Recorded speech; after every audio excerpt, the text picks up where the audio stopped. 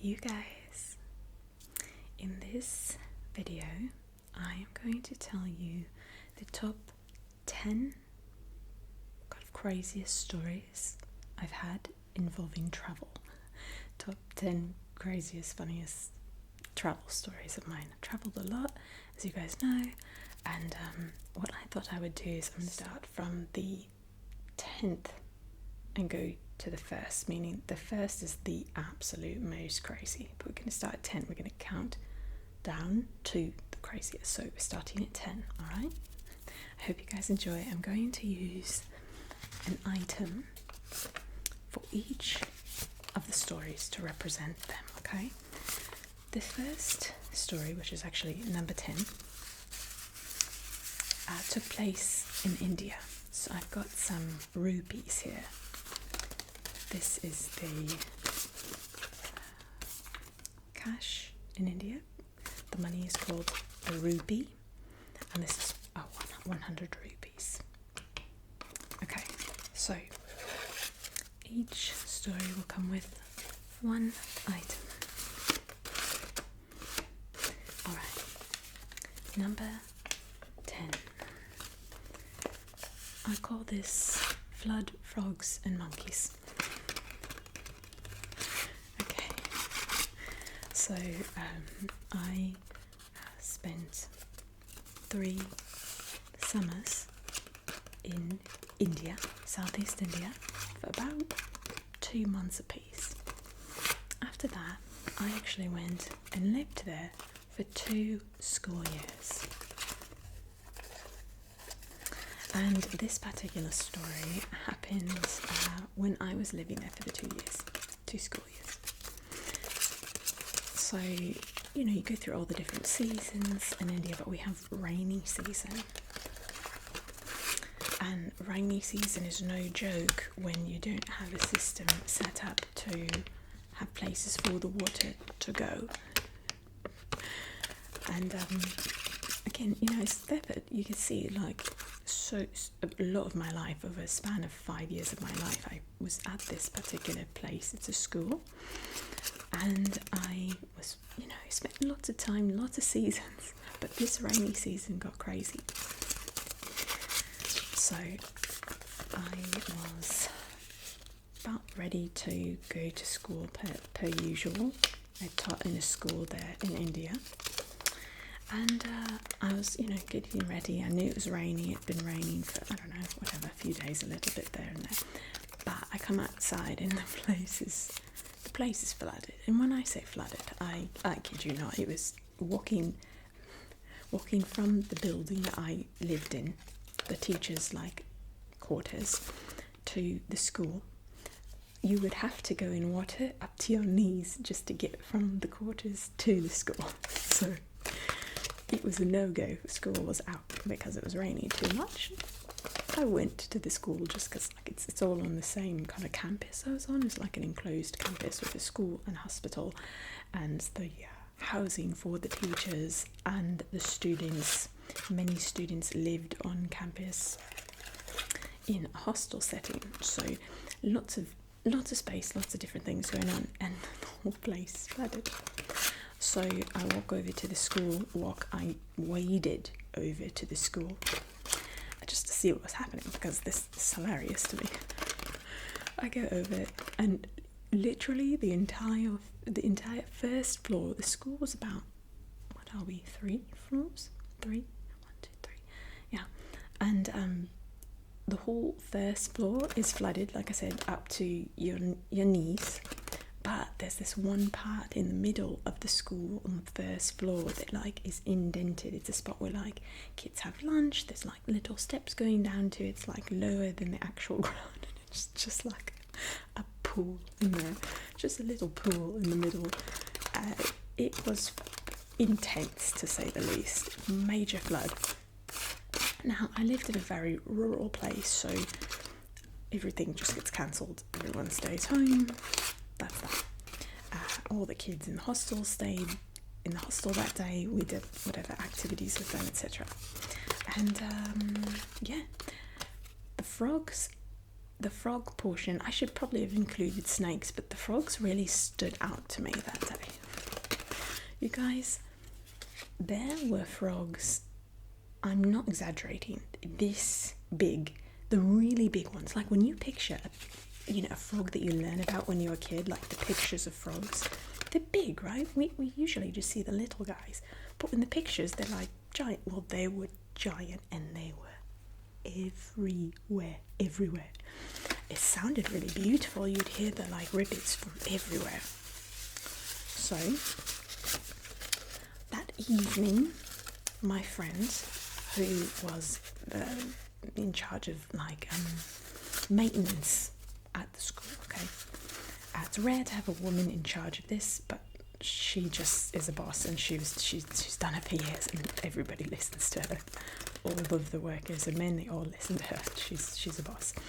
And so she goes, okay, so a few of us are going to go tonight and just catch some frogs so we can, eat them, and catch them and eat them. I was like, come again?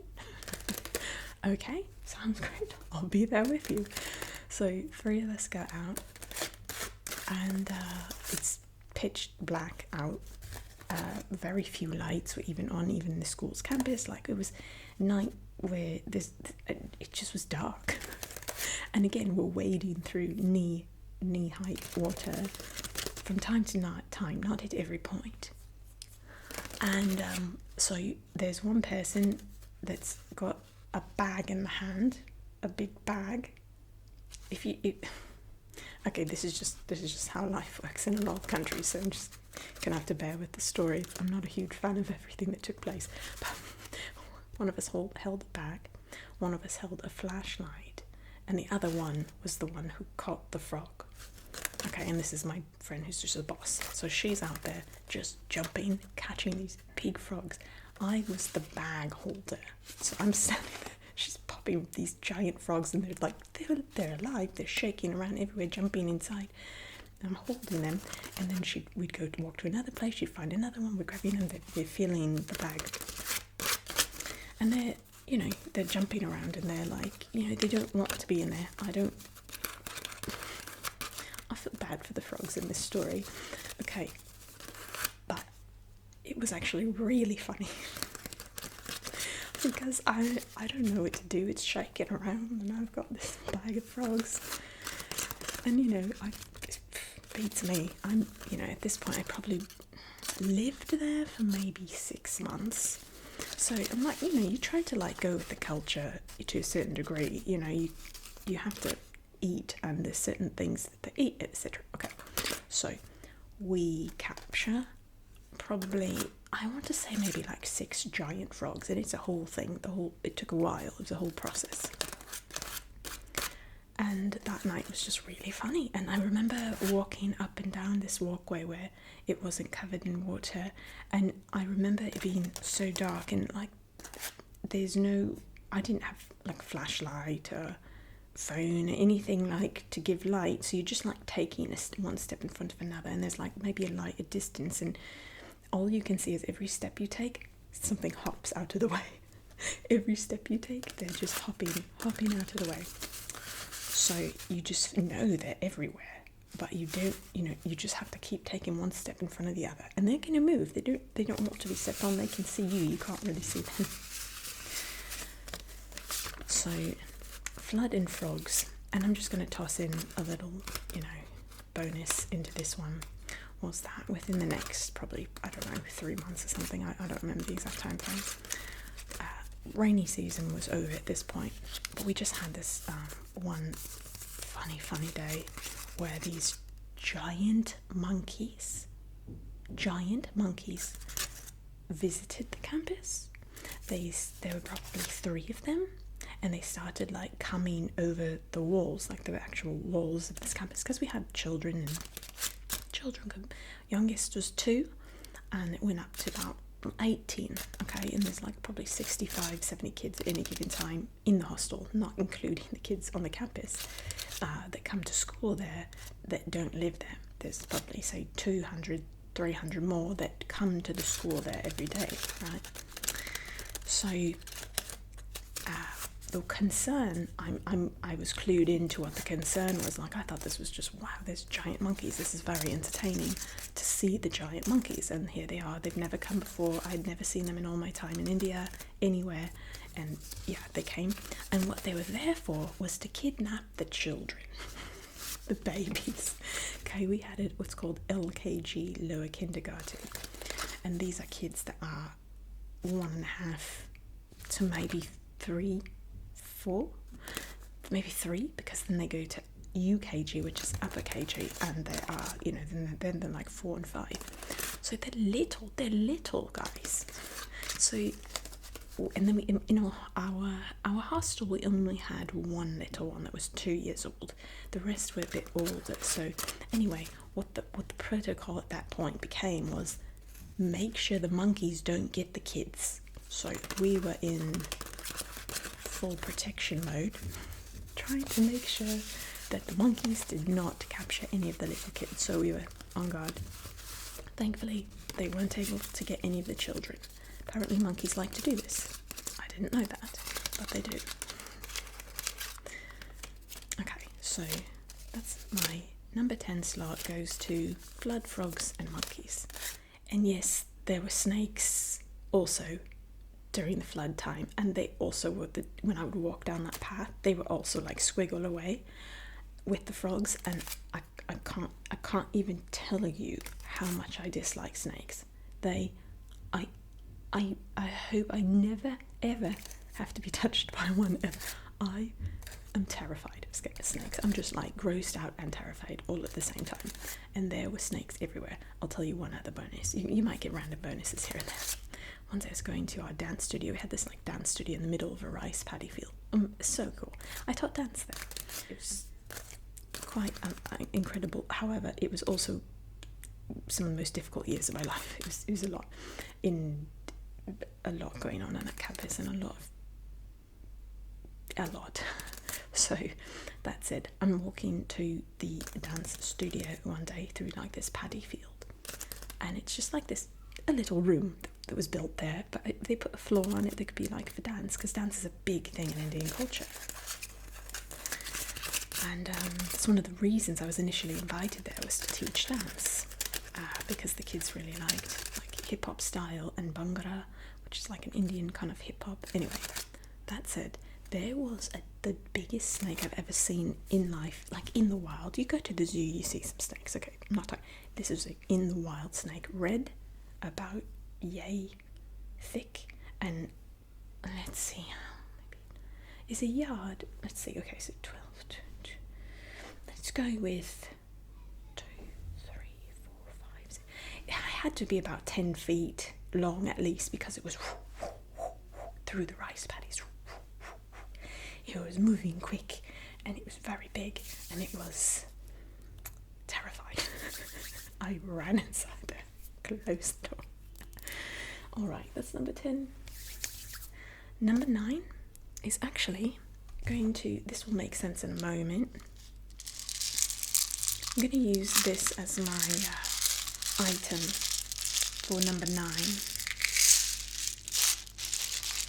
Let's see if you can guess it all. I've shared this story maybe on one of my not ASMR videos, like joking around, telling you guys funny stories.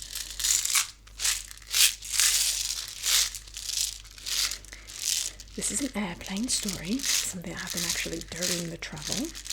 This was not too long ago, this was probably 3 years ago, and I was going from the US to Egypt, I think for the first time that I came here, thinking I was just going to visit. Well, I was on the plane.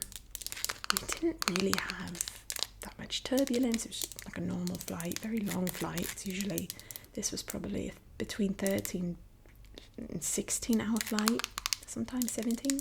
This is just the first flight of 2 flights to get here.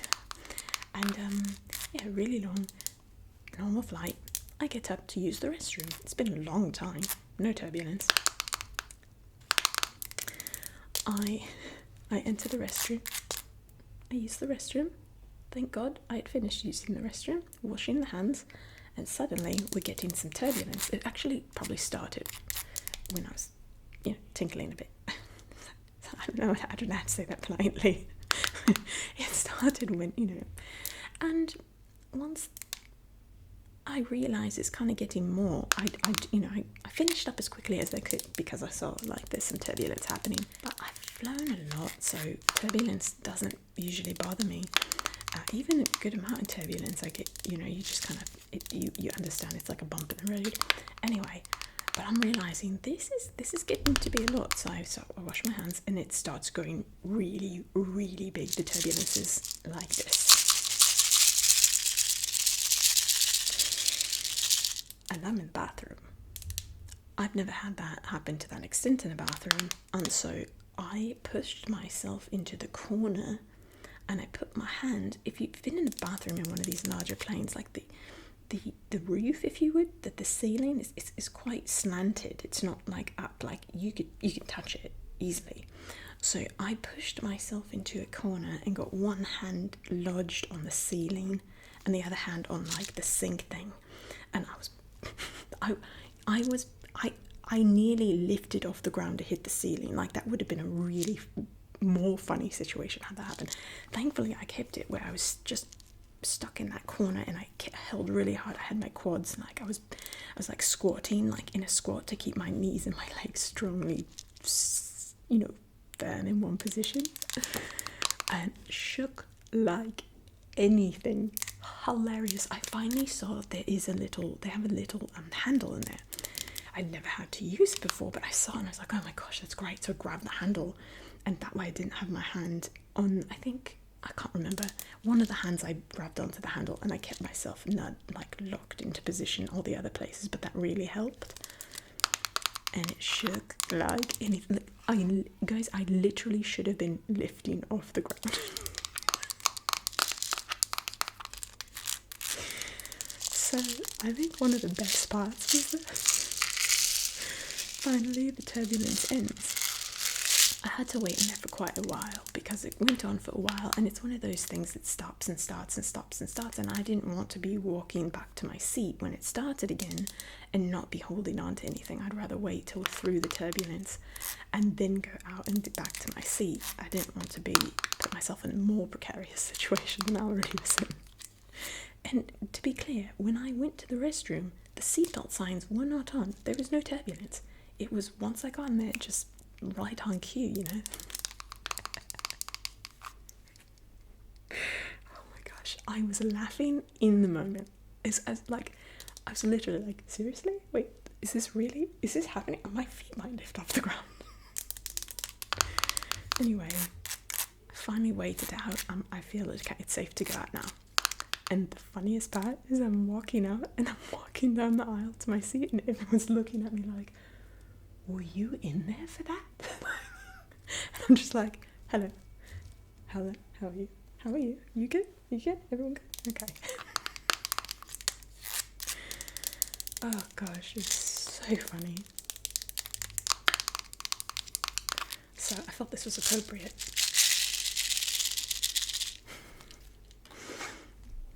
Alright, that was 10, 9, number 8. I call this Lost in Indonesia. I decided I don't have stuff from Indonesia with me here in Egypt, but one of my favourite things to eat was nasi goreng, which is like fried rice. I was only in Indonesia for 2 months, but I got to have the honour of living with an Indonesian family, and it was the first time I went overseas on my own I guess I never went overseas with my family actually prior to that, other than like a trip to Mexico for like a family trip kind of thing. What are those called? Club Med type? It was actually Club Med. I went to Club Med with my Italian side of the family. Hilarious. Okay, anyway. But like I'd never been this far anywhere besides Mexico. Actually went to Mexico for like a church building thing when I was a little bit younger too, but again, not like a big overseas trip, So it's a big deal for me to go to Indonesia, and I was with a few other people, but they weren't with like family members. So I basically the situation is that I had a lot of freedom. I just was paired with an English teacher in Indonesia, and we're helping to teach English in some programs, but also like just spending time with the family and getting to know different culture and trying to like, you know, be there for the community, learn a different culture. It's a really great experience. And again, about 2 months, so I had a lot of freedom to just roam Indonesia. There wasn't like a big schedule in place or anything like that, and so I kind of got to have a daily kind of routine, and would go to the teacher that I lived with. She like introduced me to a university, and it was just like a teacher-student exchange kind of. Anyway, really special. Okay, so I kind of figure out my, I don't know, somewhat of a routine each day, and I take these little like mini buses to and from the home to like the university where the teacher that I stayed with taught. So I'd like go with her, etc. Okay, but I would move about freely after that, once, because it was 2 months that I was there for. So in the beginning, like, she showed me the routes or whatever, but then I was on my own, and there were other students that kind of did this exchange thing. So they were like a connection for me, a friend of ours there, etc. So no cell phones, like no. You're really like you really have to know where you are. There's no like navigation or anything like that on a cell phone. So one day, I don't know, maybe I'd been there for about a month or so, I'm on my little bus route at night coming home. It's a decent hour, kind of late, I remember, and I'm on the little bus route, and I don't know how this happened, but I missed my exit. I missed the stop I was supposed to get off at. Somehow it beats me, and I end up going past it, and I can't communicate. Like, I could say basic stuff, very basic, nothing that would help me in this situation. And most people there did not speak English, so we were without communication. So once you pass that spot, like, I have no clue where I am, and I have no clue how to get back to that spot. I don't know if this minibus is going to continue on to just like an end destination, or if it's going to circle through again and I'm going to see something familiar again. No clue, none. So I sat there, bounced around. Wasn't worried.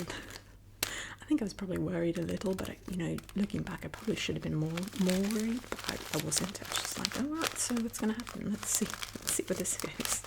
Hoping for the best.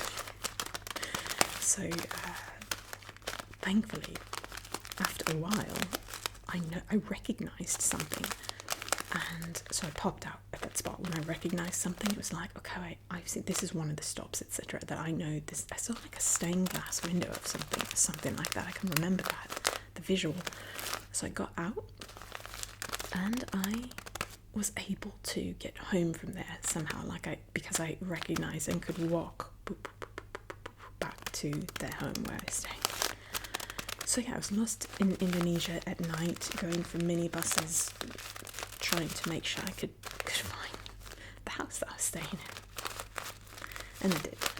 So yeah, that night was interesting. I was probably only lost for like 40 minutes, but when you're lost in a foreign country and can't speak and it's night, for 40 minutes it feels like a few days probably. So made it back to the house.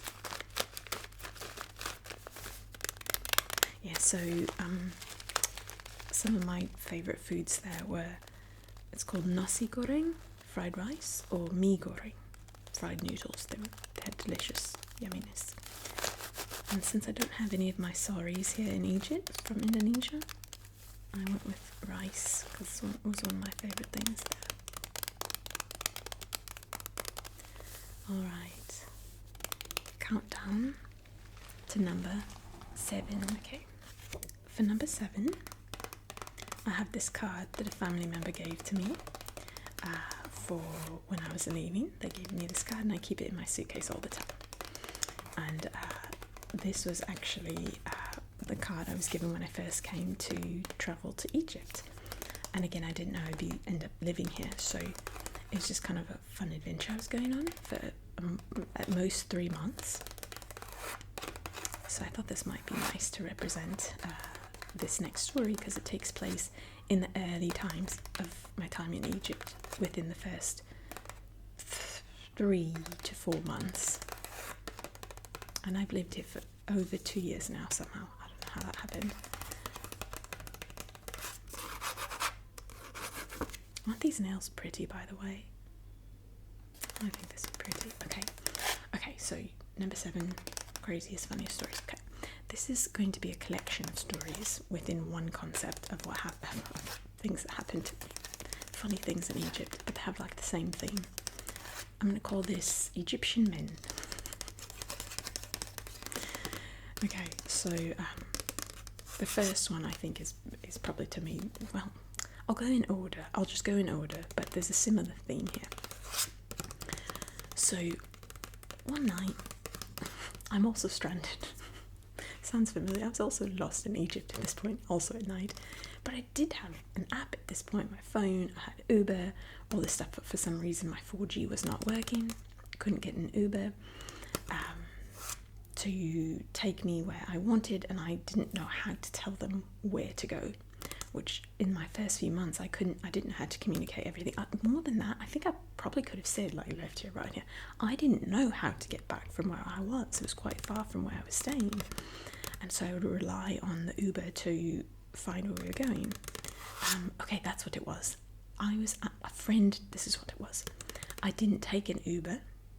My friend grabbed a taxi for me and told the taxi driver where to take me, and assumed that they would take me to the correct spot and I would know how to get to my home from there. And that was not the case. I think there were 2 problems. The taxi driver didn't take me to the right area, and when I went to that area, of course, I didn't know how to get to the area that I was in. So it was a big mess. Late at night again. This tells you the sweetness of Egyptian people, though. My gosh. The taxi driver just pulls over, realising, like, I can't explain where to go, and my 4G wasn't working, so I couldn't stop and call an Uber from that spot. That's what it was. However, we're like on a highway, and there are 2 people standing on this highway. They shouldn't be there, but they were there. It was kind of weird. They were like at a spot on like a highway where it's like an exit and you can keep going here, or an exit and they're like standing here. It was just a weird, why are you here? It's not a place to stand. And even there are places like that in Egypt where people will stand like on highways to catch minibuses, but this was not like that. This was really random. So anyway, this couple is standing there, a man and a woman, at night, and the taxi driver asks them, like, because they spoke English, that's what it was. We found someone that spoke English, but they also could speak Arabic, so we thought we could figure something out as a group, you know? Yeah, genau. So the couple says, oh, don't worry about it. We're taking an Uber right now. We'll take you with us. You just pop in the Uber with us. We'll take you, then we'll head on our way. And it was like the sweetest thing, but that's common in Egypt. Like, that's safe, it's normal, it's kind. People do this kind of stuff all the time for each other. So I, pay that taxi driver for getting me thus far, and I wait with this couple. And the Uber comes, pop in the Uber. The Uber app is working, they've got 4G, I can just give them my address, pop it in, easy, right? So we're on our way. Wow, I'm making this story really long. This isn't even part of the story, really. Oh man, sometimes I see my Italian family members in myself. Just too long of a story, just get to the point. Anyhow, it's kind of important how I met them though. So in the car, we get back to my place. I'm sitting in the back with the woman, the man's in the front with the Uber driver. We grab each other's WhatsApp numbers, and they're so kind. And I'm so thankful for them, and they're like, oh, we'll pay. They didn't want me to pay. And I was like, guys, you're stopping way out of your way you have to go, you're out of your way to take me home in your Uber. You're not going to pay. So I was like, I'm going to pay for you guys. And so I tried to give them money.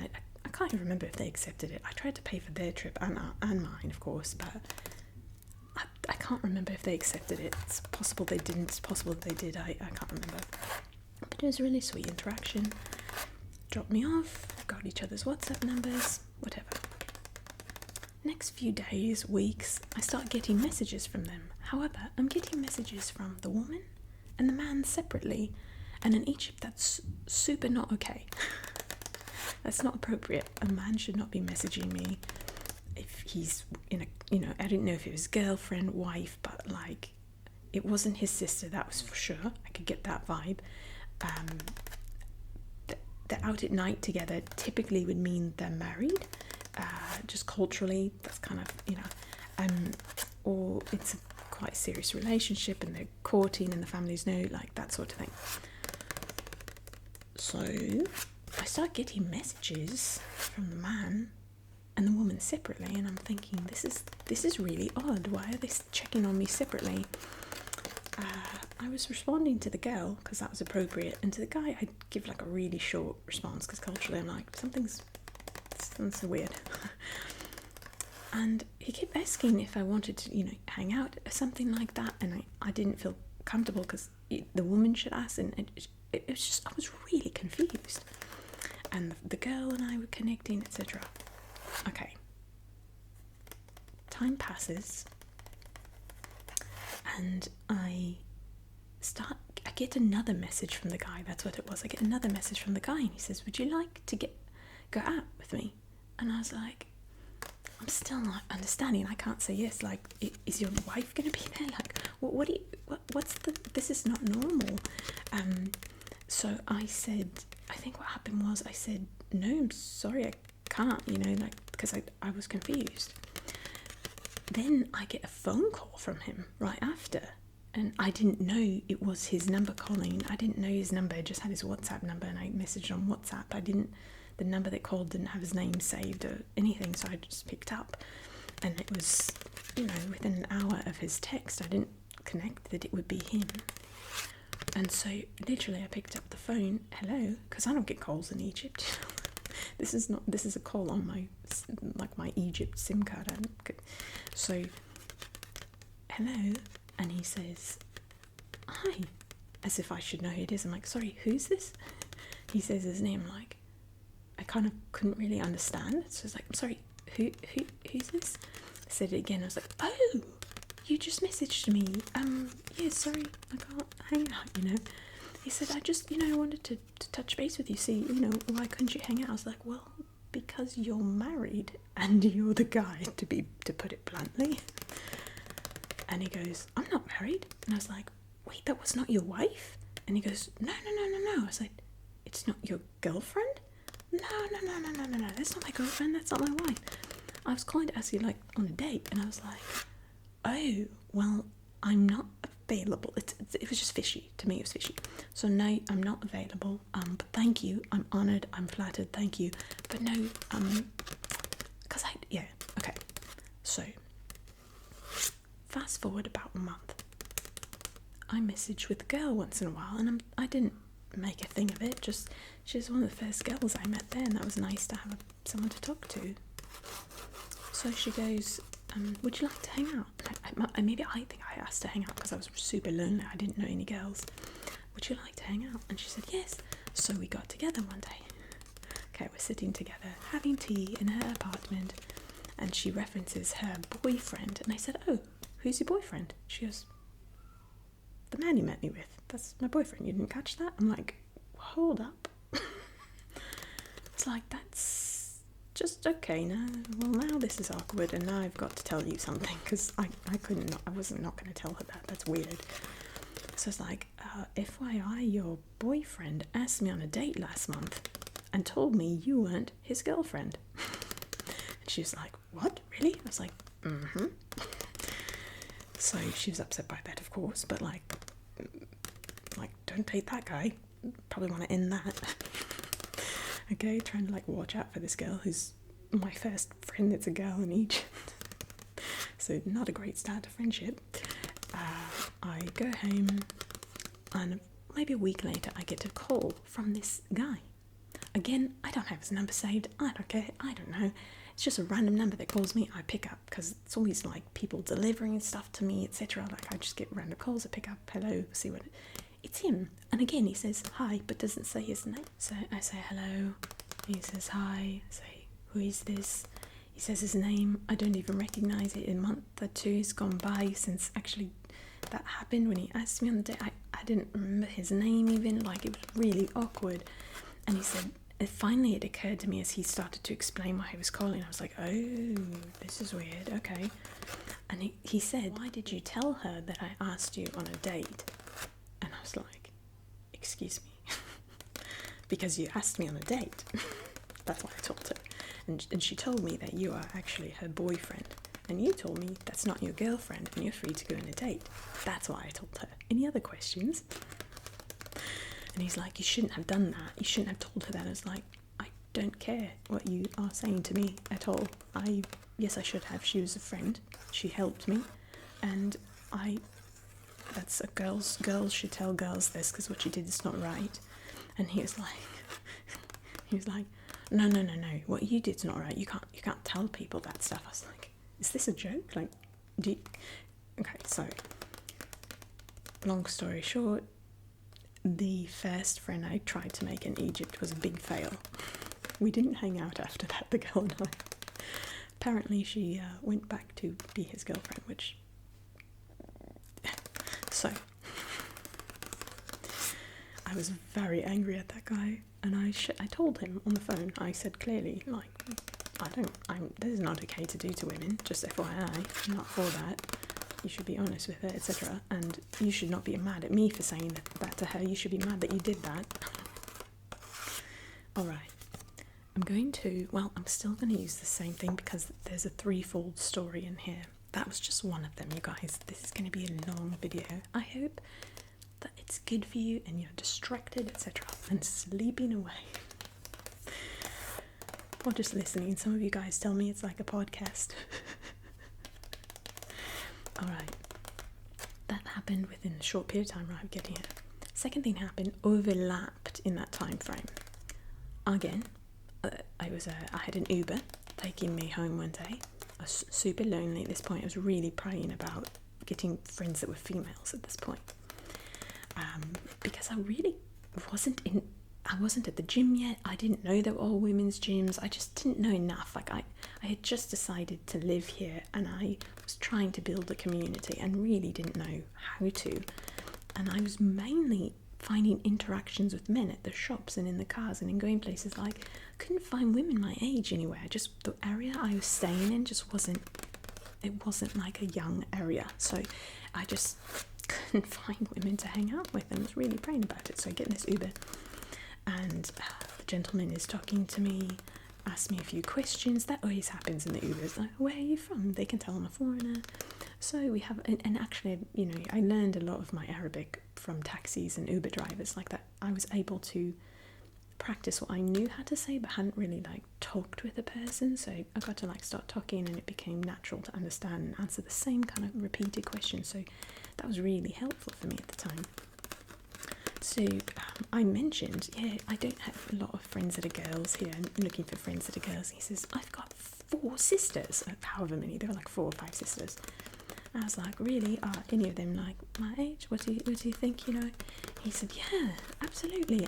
I'll get you in touch with them. And I ignorantly said, okay. So he takes my WhatsApp number. I've learned since I don't give my WhatsApp number to any guys. But to me, it's not like this in the US. It's just not like this. The same kind of vibe. Okay. So that was a learning curve for me. I knew. See, when I lived in India, I was on a campus with the school kids, and it was different. Okay, so I hadn't quite encountered this sort of thing. So I gave the WhatsApp number. Ultimately, I was glad this happened, but it was just hilarious. So he messages me. He does what he said he's going to do. He connects me to his sisters and he doesn't bother me. And I'm like, okay, great, you know. And I made like 3 friends through that, like 3 friends, his sisters. And it was just nice. They spoke Arabic only. It kind of pushed me. They would call me and I could barely understand. We'd talk a bit.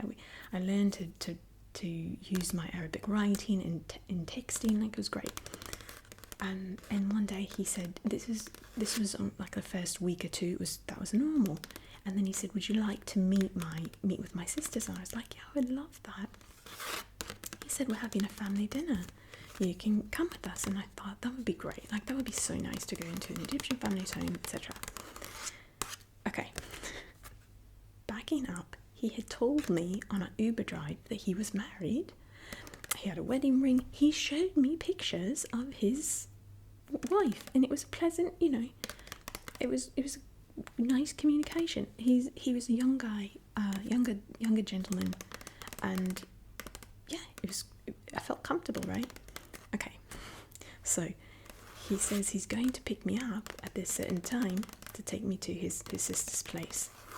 And a few of my friends were like, let's, be a bit careful, but yeah, they'll be nice for you to meet the sisters. And I trusted that there was really, like, I had spoken to the sisters. It was comfortable for me. I wasn't uncomfortable. So I say yes. So he comes to my apartment and picks me up one day. I get in the car, and in my brain, I'm thinking, like, he was my Uber driver. Like, I usually sit in the back in Ubers, and it's usually just appropriate for women to sit in the back if they're not, like,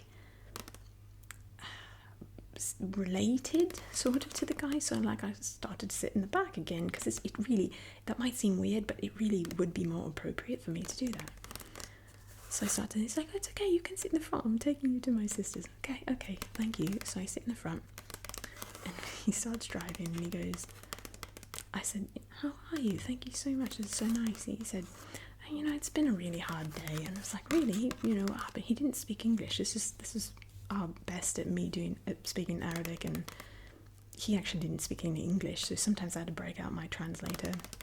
So I was a bit confused as to what he was saying, but I thought I understood. He said, I'm not married anymore. It was 2 weeks since I met him, and he was married. He goes, I'm not married anymore. I was like, sorry, come again, what? And he shows me his fingers, like, see, I'm not married anymore. And I was like, well, this is really weird already. This is already weird. This just recently happened. Why? He said, this is happening today. Yeah, like, I'm going through the process of divorce today with my wife.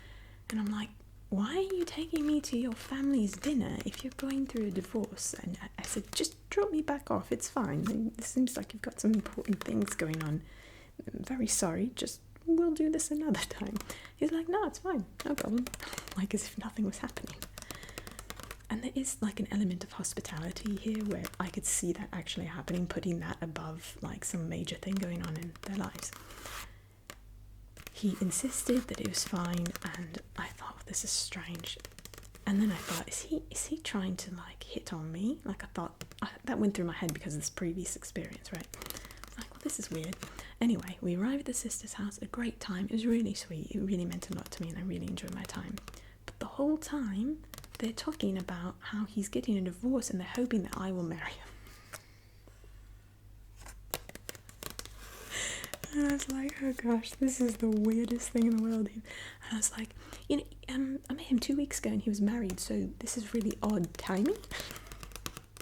They're like, yeah, but maybe you can marry him. Like, no, I will not marry him. That's not happening.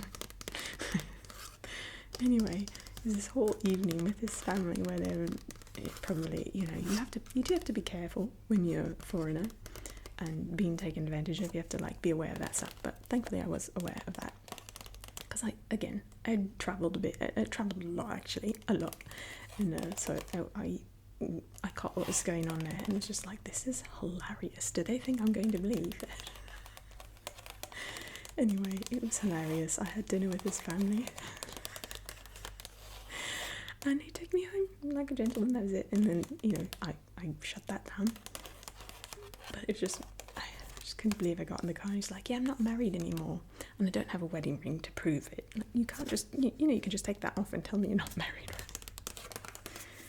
Anyway, last story. I'm going to be brief on this one because there's not too much to go into, but I was asked on a date by someone who, again, when I was asked on the date, I didn't notice a wedding ring. I didn't pay attention to that. I met him outdoors and just walking through a marketplace. Anyway, it was a thing. He asked me on a date. I said, and at that point in my life, I was telling myself, just go on dates. Just go on a date. No problem. Just don't make a big deal. Just go on a date. Okay? Just do it. You can do this. Just say yes and go on a date.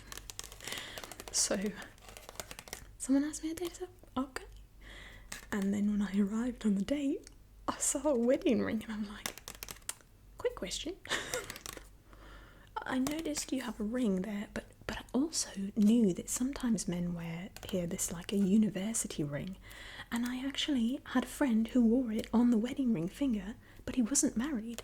So maybe looking back, a bad memory, but maybe that's why I thought, well, if he's asking me on a date, like he's not married, that's probably his university ring. I can't remember the details. I just remember thinking, I need to ask him about that. And sure enough, he answered. He's just like, yeah, I'm married. I was like, so what's happening here then? Is this, I think I put my head in my lap. I was like, he's like, what? I'm like, you're married. Like, I can't go on a date with you, you know? And he's like, I don't know why not. I'm allowed to have 4 wives. And there it was. Everything kind of, you know, hit for me at that point. I can have up to 4 wives, so there's no problem with that. You could be my second wife. Long story short, Egyptian men, now I don't want to like cover all of them, they're not all this way. However, I would put out a what's the word to any Egyptian men that this is not the right way to go about that.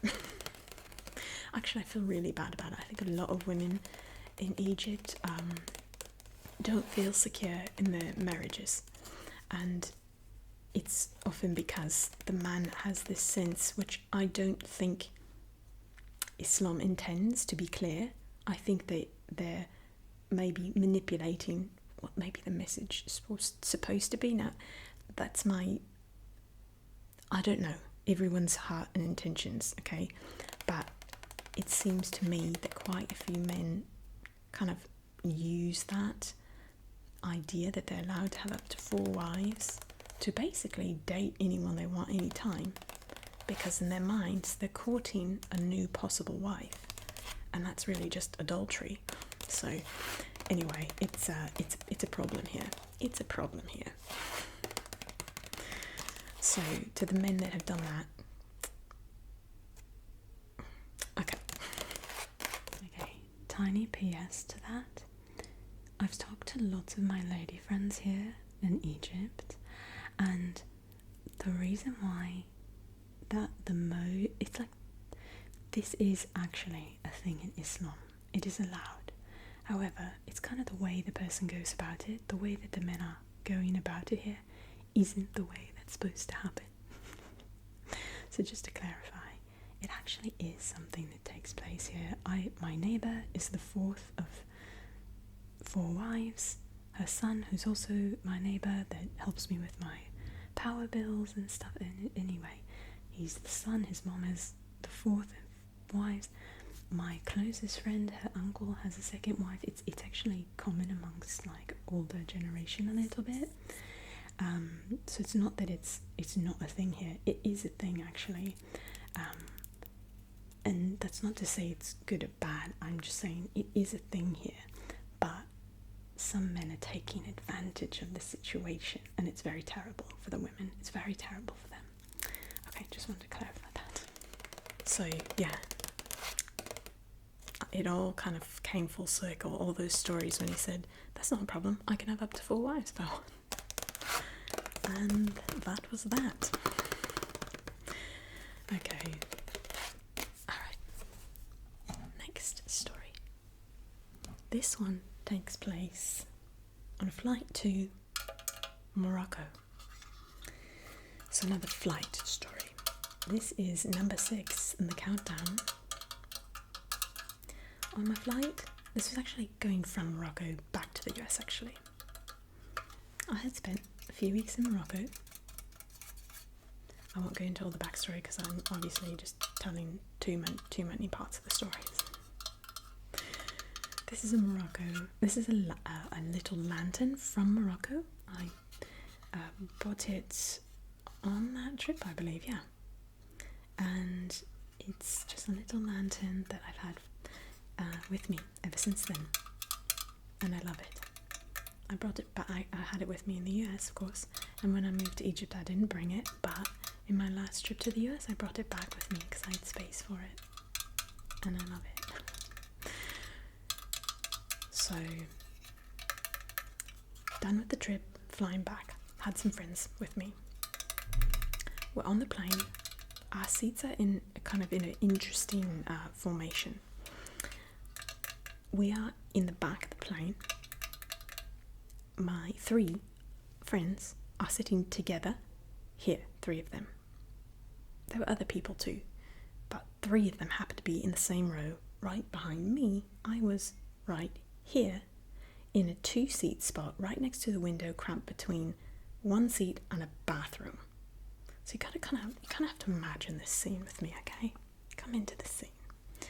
I'm sitting here. I've got a tiny bit of aisle and then the bathroom door. Right next to me, small seat, window.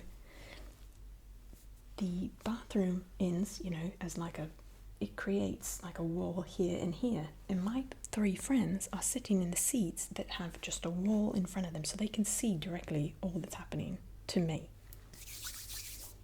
All right. We're all seated. We feel like, oh my gosh, like the plane's gonna be full soon, like we're probably going soon, and there's no one next to me. I'm like, that's great, because it's a pretty tight spot, got the bathroom there. You can imagine it's not the greatest spot. People are in and out, and that door opens and everyone's, excuse me, it's a long flight, etc.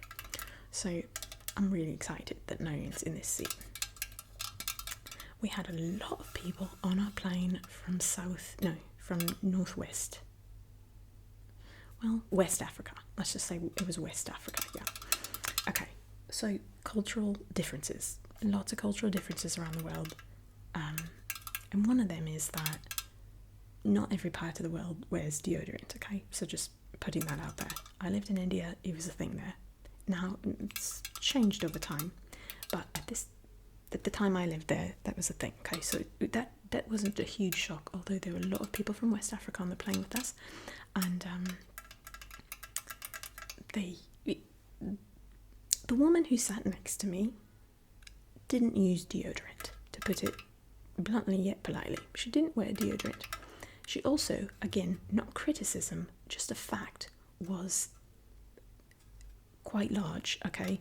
She was large to the point that we could not put the seat part down because she could not fit. Like she probably should have purchased two tickets, and again, it's not a put down, it's just the reality. That's what she was on the edge of needing to have purchased 2 tickets, because I was truly stuck a bit, really. And so I'm sitting there, kind of leaning, kind of getting myself settled. Okay, all right, here we go, let's do this. Sweet as can be, sweetest lady. Yeah. Okay, so sitting next to me, bathroom here, friends behind me, they can see everything happening. Gosh, the amount of funny things that happen on this flight just shocks me. All right. So, the scent was stronger than I had ever experienced. And again, I've lived in places like this, and it was very, very strong. And we're in an indoor space where there's no natural air coming in. It was strong. To the point that the airline stewardesses, actually, they were really kind and they were very sweet about this. They didn't make a big thing, but they walked up to me and asked me, would you like to just walk around the plane a bit, to just stretch your legs? Because they just could see the situation, that people coming in and out of the bathroom, I'm sitting there and I'm kind of like not fully getting a seat, and it was a full flight, so that was the only option. I needed a seatbelt.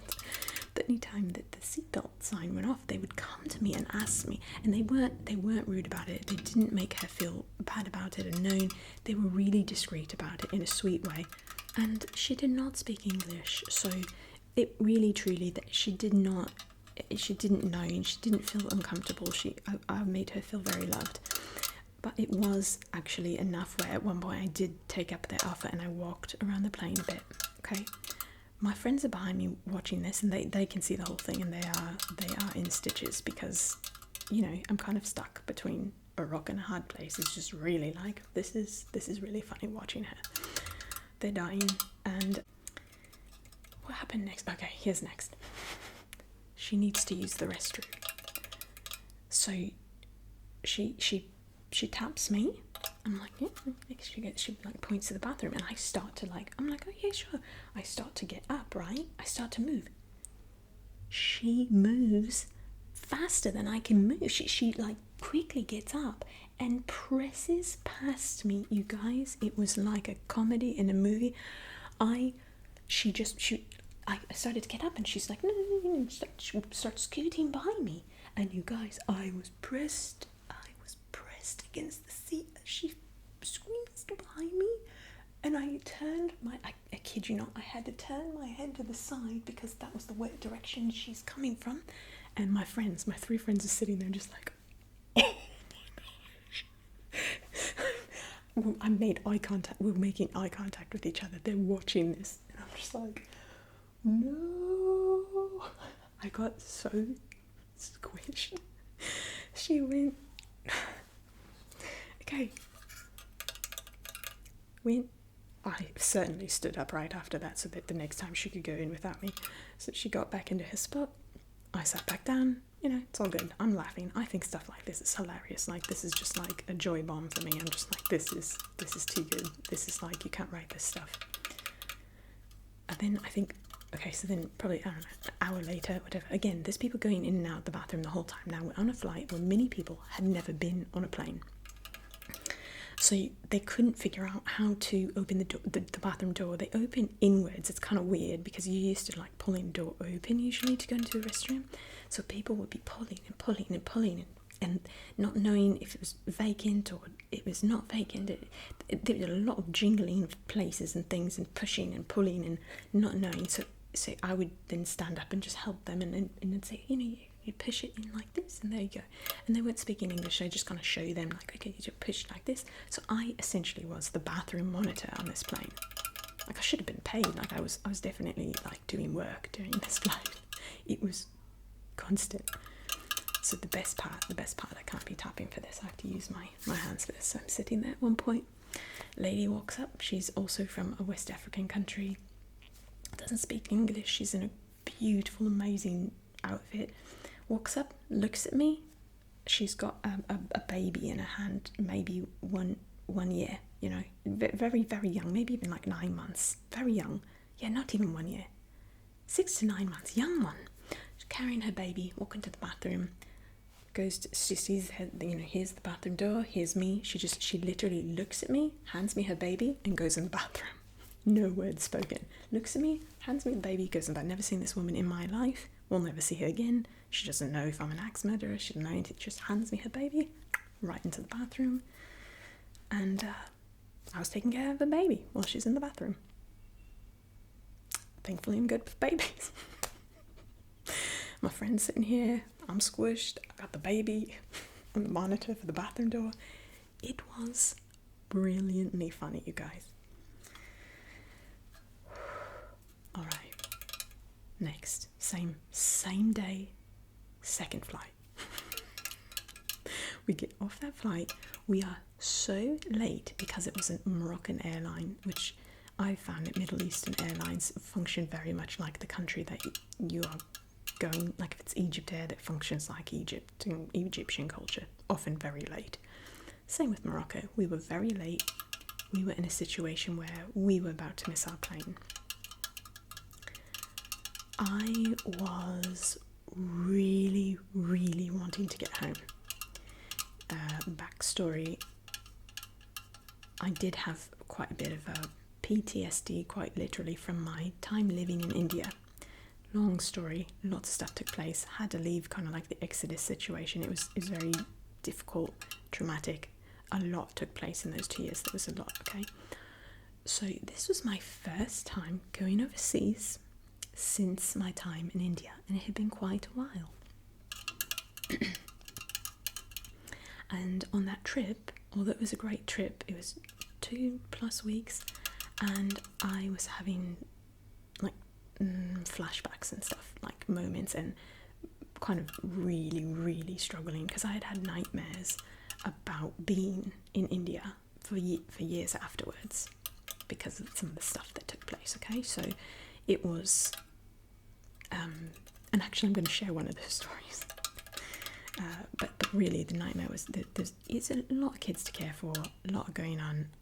Maybe I'll tell that story another time. But I would have nightmares about being back there because it was so stressful and traumatic at times, taking care of situations, etc.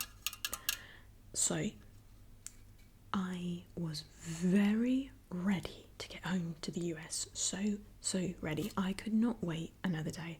I could not handle a layover. I needed to get home. And I just could feel that in myself. I knew that. Okay, so we get off this first flight, the crazy flight, and we're trying to get on our next flight to go home. Super late, looking like we're going to miss it. Most of my friends are like, it's cool, stay here, that'll be fine, no problem. And I'm like, no, I've got to get home. Like, I have to get home. We're at this point where we're waiting for our baggage, you guys, and it was taking forever. I needed to get my bag to then get on to the next flight. And I kid you not, you guys, I looked my friends in the eyes and I was like, I want to get home so bad. I literally don't care about anything in that suitcase. The like clothes in there, they're not important to me. I don't care about this. I need, like, for my mental health, I need to get home. I was like, guys, I love you. I'm jetting to the plane. I'm going to try and get on this flight. They're like, but your suitcase isn't here yet. I'm like, I don't care. Don't wait for it. Don't look for it. I don't care about it. This is more important to me. Peace. Hope to see you on the plane. And I ran through this airport, trying to get on the flight. And sure enough, thank God I got on the flight. And it ended up being really sweet. My friends, they knew why I wanted to get home and stuff, and they were fine staying over, but I really wasn't. So they didn't really care. They weren't in like the same mode as me. In fact, they thought it might have been really cool to stay overnight while we were in a layover. They thought that would be really cool. Like, I think they were kind of like hoping. So I'm running through the airport like in a scene from a movie again, and they're just chilling, waiting for the suitcases. What happened was they ended up being able to grab my suitcase. Thankfully it wasn't a big one, but like they grabbed it with theirs, it came with theirs, and they just, they walked to the gate. And no, they were running also, I will say. They did run at the end, because I remember when they finally arrived, they were laughing and they were running, and one of them did like a knee slide. An actual knee slide. It was like, anyway. And he had my suitcase, and I was like, you guys, you didn't need to do that. You could have left it. I'm so sorry. I hope they didn't. They're like, no, it came with ours. No big deal, whatever. So we all got on the plane, and it ended up where it had been delayed for a moment, so that worked to our advantage. It was a short delay, but it worked, and we all got on the plane. All right, we are on number 5 of our countdown. Number 5 is a trip I took that was supposed to be a simple, 5-ish, 6-ish hour flight from England to India. That's all. To set the story up, and with some friends, some of the people that actually introduced me to the school in India. One of my friends is a dancer. We danced together. Her husband was Indian, she's American. He owned a school in India, and she would go and teach dance there. She did more ballet styles and found that the kids weren't as interested. They wanted like more hip hop and things like that to go with more the Indian style. So she asked me one time to go with her and to teach hip hop actually, and this was one of the summers that I went. Okay. So these were really close friends of mine at this point. I'd gone, maybe this was just my second or maybe third summer going. Definitely not the first. So we were going to be stopping in London, England, and in France prior to going to India. They were doing this because my friend's husband, who's like a father to me at this point, it's just really sweet relationship. Because my friend who's a dancer is about 10, 11 years older than me, and he's like 10, 11 years older than her, so it's a thing. Anyway, he was teaching and was teaching abroad for a few weeks here and there, and they were like, just come with us, we can hang out, like, because his wife's my friend, like, we could hang out. They had kids at the time, 2 kids, so we could do things while he's teaching. It'd be way more fun if you're with us. Just come for this part and then we'll go to India together. The first 2-3 summers I did go with my friends to India, and so in this case, again, 2nd or 3rd summer, they were like, just come for this part too. I'll explain this in a second. Actually, I'll just tell you quickly. It's from England to India, and I thought, since I'm doing other India stories, I'm sticking with an English item, so I went with a cup of tea, a cup of tea. Okay, so I'm with my friends. We are going to France, we're going to England, and then we're going to get our flight from England to India. Now, one of my friend's cousins joined us. I guess he wanted to join. He was going to come to India for a few weeks with us. He joined us in London, and so we've got 5 adults. Wait, no, 4 adults. 1, 2, 3, 4, 4 adults, 2 children at this point. Okay,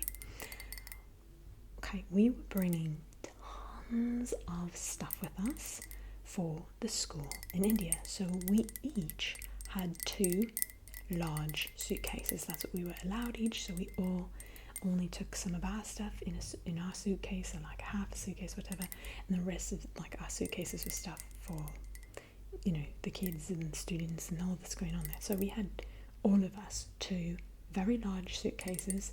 Even the kids had 2 little rolly suitcases. They each had 1. They didn't have 2 each. They had 1 each. We're talking, we've got a lot going on. We're in England, where they have the underground, like the metro, the train underground.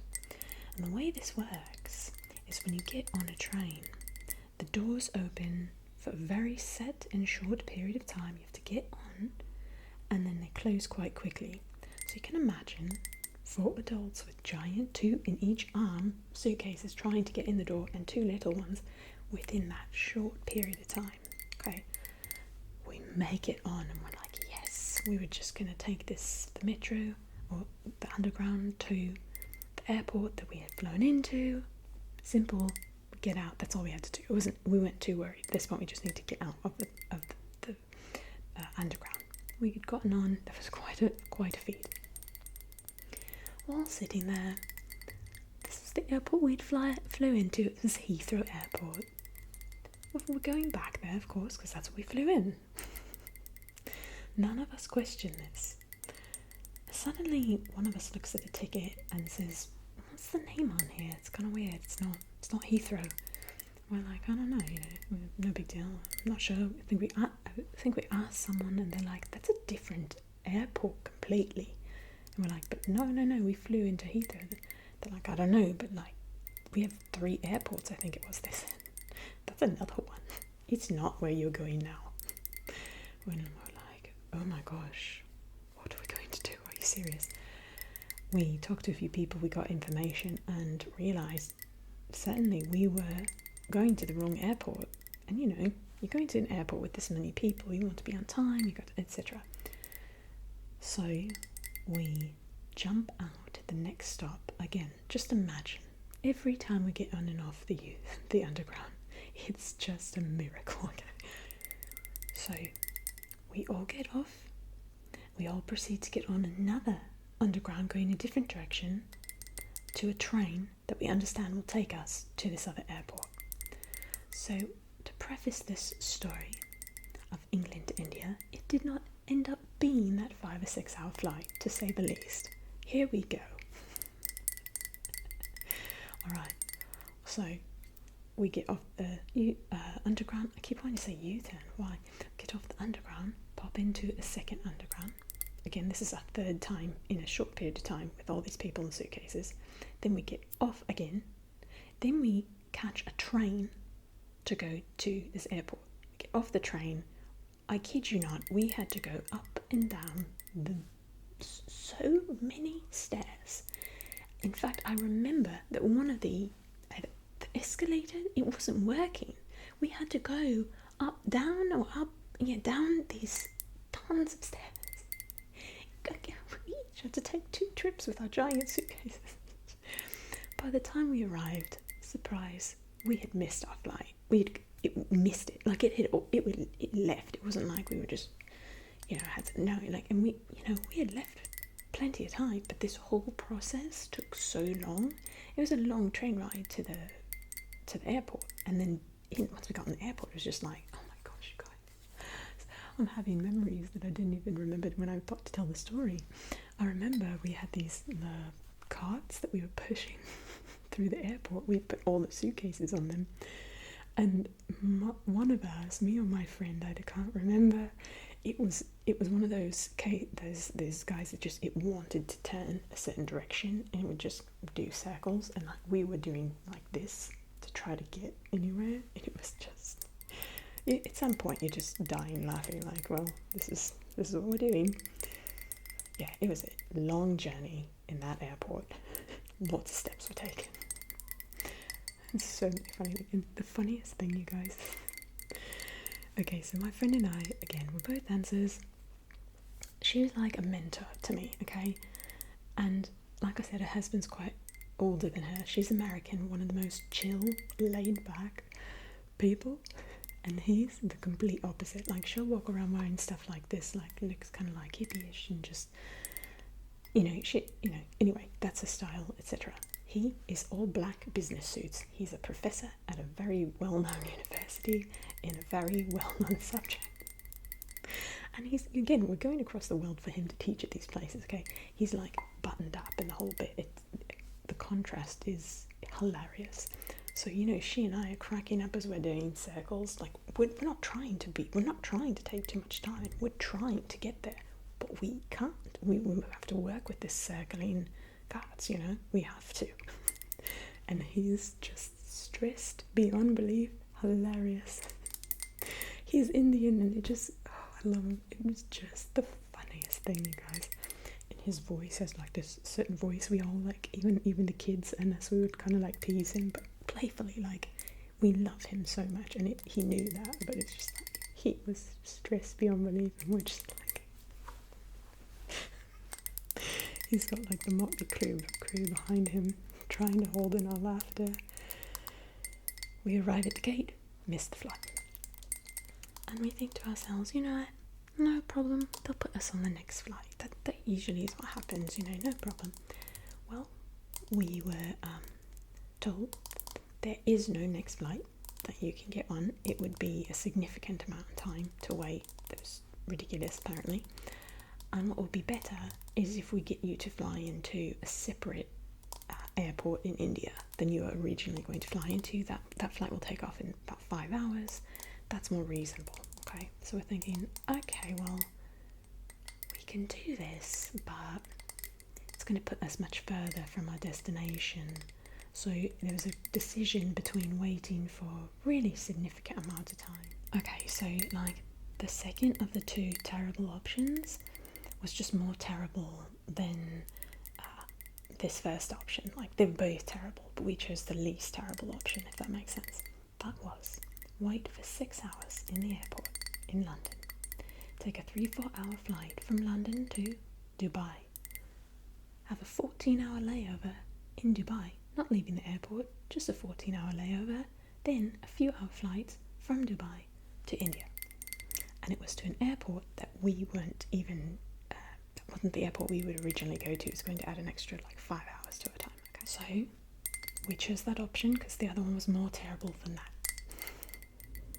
So we wait for 6 hours. We do this whole thing. We're in Dubai, 14 hours. I remember that they had this like, almost like layout, those chairs at pools that are kind of lay out. They had some of those so we could like try to sleep in there, but it was still really hard, and they weren't flat. They were kind of, it was just, it was better than a chair though. We were there for 14 hours and we were exhausted. I remember going to a McDonald's in that airport and I had a McArabia. It was called a McArabia. We ate, we tried to sleep, we were all over the place, the six of us just, what do we do? Finally, we get on a flight, we get to Chennai in a few hours. In Chennai, we had to wait at, it wasn't a hotel, it was like, we had a place, because we had about 6 hours until our train. So I guess we found a place where we could sit and just sit for some time, because again, we have our luggage now again. We're off the plane, we're now, we've got lots of luggage. We need a place to sit for like 6 hours before we go on the train.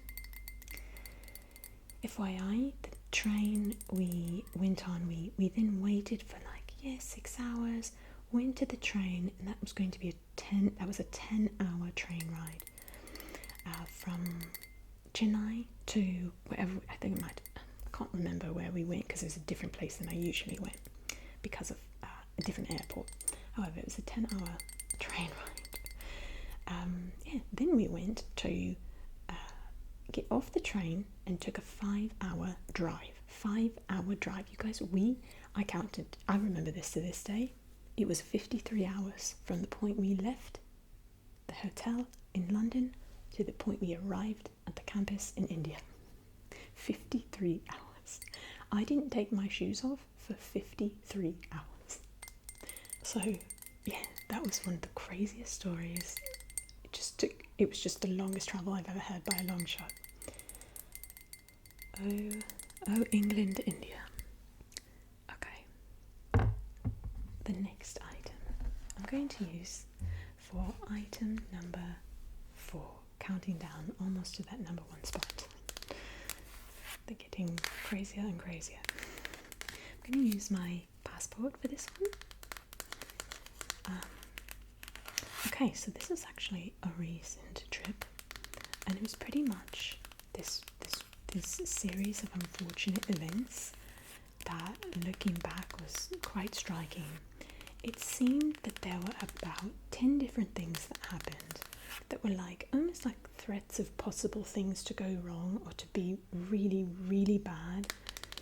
And after the entire trip, I looked back, and it quite amazing actually, quite miraculous. None of those things came to fruition, not one. This was in a time where I was just making my decision to, I'm going to live in Egypt, and this people group is very important to me, has been for years. Remember, I lived with a Muslim family in Indonesia. I don't know if I mentioned that, but they were a Muslim family. Anyway, I care a lot about Muslims. I've shared that on my channel before. And so I was making a pretty big decision in my life at that point. And long story short, I'm taking a flight from from Egypt to the US, okay? And this trip, I was really trying to get my name changed on my passport, because some of you know this, but I'd gone through a divorce and I needed to change my last name, and it was going to actually be somewhat of a help when I was doing my residency stuff. I needed to get it changed. Long story. And of course I'm visiting my family and friends, okay? So I have a pretty good goal in mind. I'm only there for about 2.5 weeks. To get your passport changed, it's a big deal. And you have to have this process where, if you're going to do it so quickly, expedited, you can do it, but you have to have a plane ticket for leaving the country. I think it's within a week of the day you contact them, or something like that. It was that case for me. I contacted them, I guess it must have been 2 weeks, because I contacted them when it was 2 weeks out. They said, just call this number when you're 2 weeks out from your flight and let them know you need a new passport, you need a change made, and there's a building you can go for this whole process to do this whole thing. Okay, so basically the time frame that I needed to do this in was very short. I knew how the process was going to work, which day I needed to call, etc. And I had an appointment set up, and etc. So it was going to be tight, but it was most likely going to work. They have a pretty good process in the US for this procedure. So I went to the US with one passport, and the plan was to come back with a different passport. I needed my new one with my new name, and I had booked my ticket. You have to have the correct name on your flight, on your ticket, as matches your passport. So when I booked my tickets, I had to book a one-way ticket to the US with one name and a return ticket with a different name, if that makes sense. It's a bit kind of risky in a sense, because if things didn't work out with my passport, I would have had to cancel my trip, etc., like my flight rescheduled, and that's an expensive mistake to make. So it was kind of crucial that I got all of this done in this short period of time. So here are the series of things that went wrong. I actually did set up my appointment. I went to my appointment. When I went, I gave them the documents they asked for. There was one that I also had a pile of documents. One of them I thought they were supposed to ask for, but they didn't. So I said, okay, they know what they're doing, no problem. And the next day I went back. You have to arrive at this government building at I think it was 5 a.m. in the morning. And they don't actually let you in until 7, but you have to arrive really early to be early, at the front of the line. So to drive really far to do this. I get in line, get to the front, the first day goes well. I'm supposed to come back, I think it was 2 days later, again 5 a.m. I drive there, I arrive there, and I find out that as I get to the front, they can't find my passport, it's not ready for me, and they don't know why. They're like, it should be, but we can't figure it out. Finally, someone comes up to me and they're like, oh, there's a document you were supposed to give us and you didn't give it to us. And I was like, you know what, I wondered about that. There's a document, I have it with me right now, if that would help. They're like, great, yeah, give it to us now. I give it to them, they're like, oh, no, this isn't the right document. You actually need to have, it was like a certified copy of my divorce decree. I'd gone through a divorce, changed the name, etc. You need a certified copy. The copy that I had a stamp on it. I thought it was the certified copy they were referring to. No, turns out you have to go to your local government building and you have to pay for a separate certified copy. So I'm standing there. To give perspective, my flight's on this day, and literally it was like this day I'm picking it up. One day before, it was about here when I dropped it off, one day in between, picked it up here, I'm leaving this day, there's only one day no days in between. They say that's not going to work. What we'll do is we'll put in for your passport, but you're going to have to get us this document by tomorrow, again at 5 a.m. And I asked them, how do I get that document? How do I get the document? You guys, it was about 2 p.m. Most government buildings close around 5-6 p.m. and I'm in a pretty far away place from where I need to go to where the hometown area where they have this document. I get in the car, I just go, okay. I call on the way to this government building hey, would it be at all possible to get this form today within the next few hours? They're like, yeah, you can come in and do that. I was like, really? They're like, yeah, as long as the divorce was in this bound time, we'd have it on hand, you just pay for it. I was like, okay. So I had to rush to get that on time. I got there with it, I don't know, half hour before it closed. Got the document, paid for the document. Then the next day, had to get up. This is the day I am leaving to go to Egypt. I still don't have my passport in hand. And I don't know for sure if it's all going to work out. I have no idea. So I arrive again at 5 a.m. I've got my document. And sure enough, I did get my passport. However, backtrack. When I first arrived, I went to a doctor's appointment to do all my general checkups. I had the weirdest experience where I got these results that were like 3 or 4 even different things that were like, what? None of that makes sense with my health history. I didn't, it was the weirdest thing. One of them made sense, 3 of them didn't, And I guess maybe another one came as a bit of a surprise. And I was actually concerned about that one. So, towards the end of the trip, it's 2 days, I think, before I'm leaving. That's when I got a call about the important one. I had found out there were like 3 or 4 things going on that I could work on. They were like things that just, like, I'm a dancer, I eat healthy, I shouldn't be having like high cholesterol or whatever. So it's really hard for me. I get health checkups often. It was just the most bizarre results. But those things were, I could take care of, no problem, right? But about 2 days before leaving, in the midst of all this chaos of my passport stuff, I get a call from a doctor, and it's like 9 p.m. at night. This doctor calls me, and she says, there's a possibility that you might have to do this procedure just to make sure right? And I'm like, oh, well, that sounds important. Should I do that? She's like, yeah, you're going to want to do that before you leave if possible. I'm like, I'm leaving in 2 days. Is there any way? She's like, oh, it's not going to, I don't know, you can call and try to make an appointment. So the next morning I called very early. I tried to make an appointment. They're like, okay, we'll try to get back to you. Keep your phone with you. We'll call you and let you know. No phone call comes. And I finally do some research and think, okay, well, if I need to do that procedure, I could do it in Egypt. I kind of figured enough out with that. I didn't feel super settled about it, but it was okay. But that whole day that I'm running around with the passport, I'm also waiting a call from the doctor. And just all these things. Oh, you guys, to top it all off, the first day that I went 3 days to that government building, right?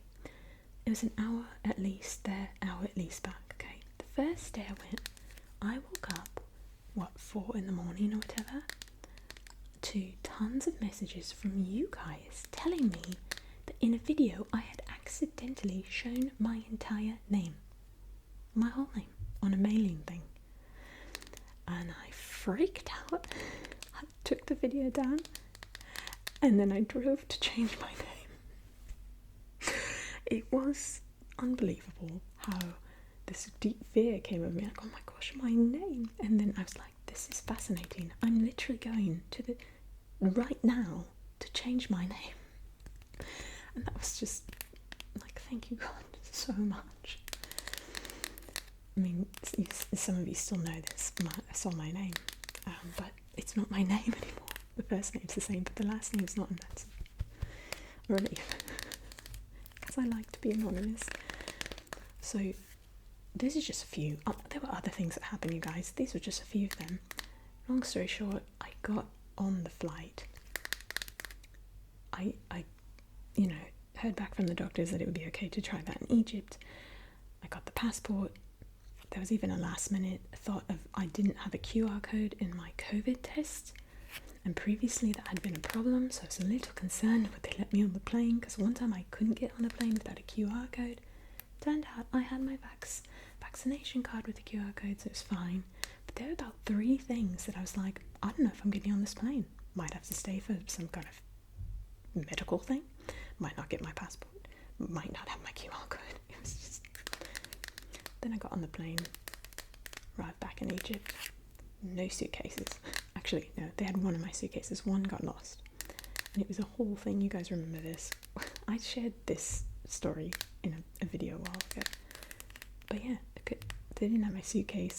I had to go through this huge amount of hoops to get my suitcase back. But I wasn't going to get it back. And it had a lot of valuable stuff in it, you guys. A lot of valuable stuff. So... literally, you guys, I ended up getting information from the doctor after that, getting back saying, essentially, just I'm boiling it down without details, none of those things were legit or necessary or a real problem. And it was like, wow, that was a lot of possible bad things that like just melted away. I ended up getting my suitcase back, and again, that was hoop after hoop. I really didn't think so, but I got it back. I ended up with my passport back in Egypt, and again, I'm telling a shortened version of the story. I made a journal entry, and there were 10 plus things that came at me within those 2.5 weeks that were quite threatening, like quite like this is a real concern. Like it felt like, and like none of them came to fruition. And again, it was a very important trip where I was making some big decisions, and I think that God really helped me on that trip. It was quite interesting, to say the least. Alright. Number 3. We're getting there.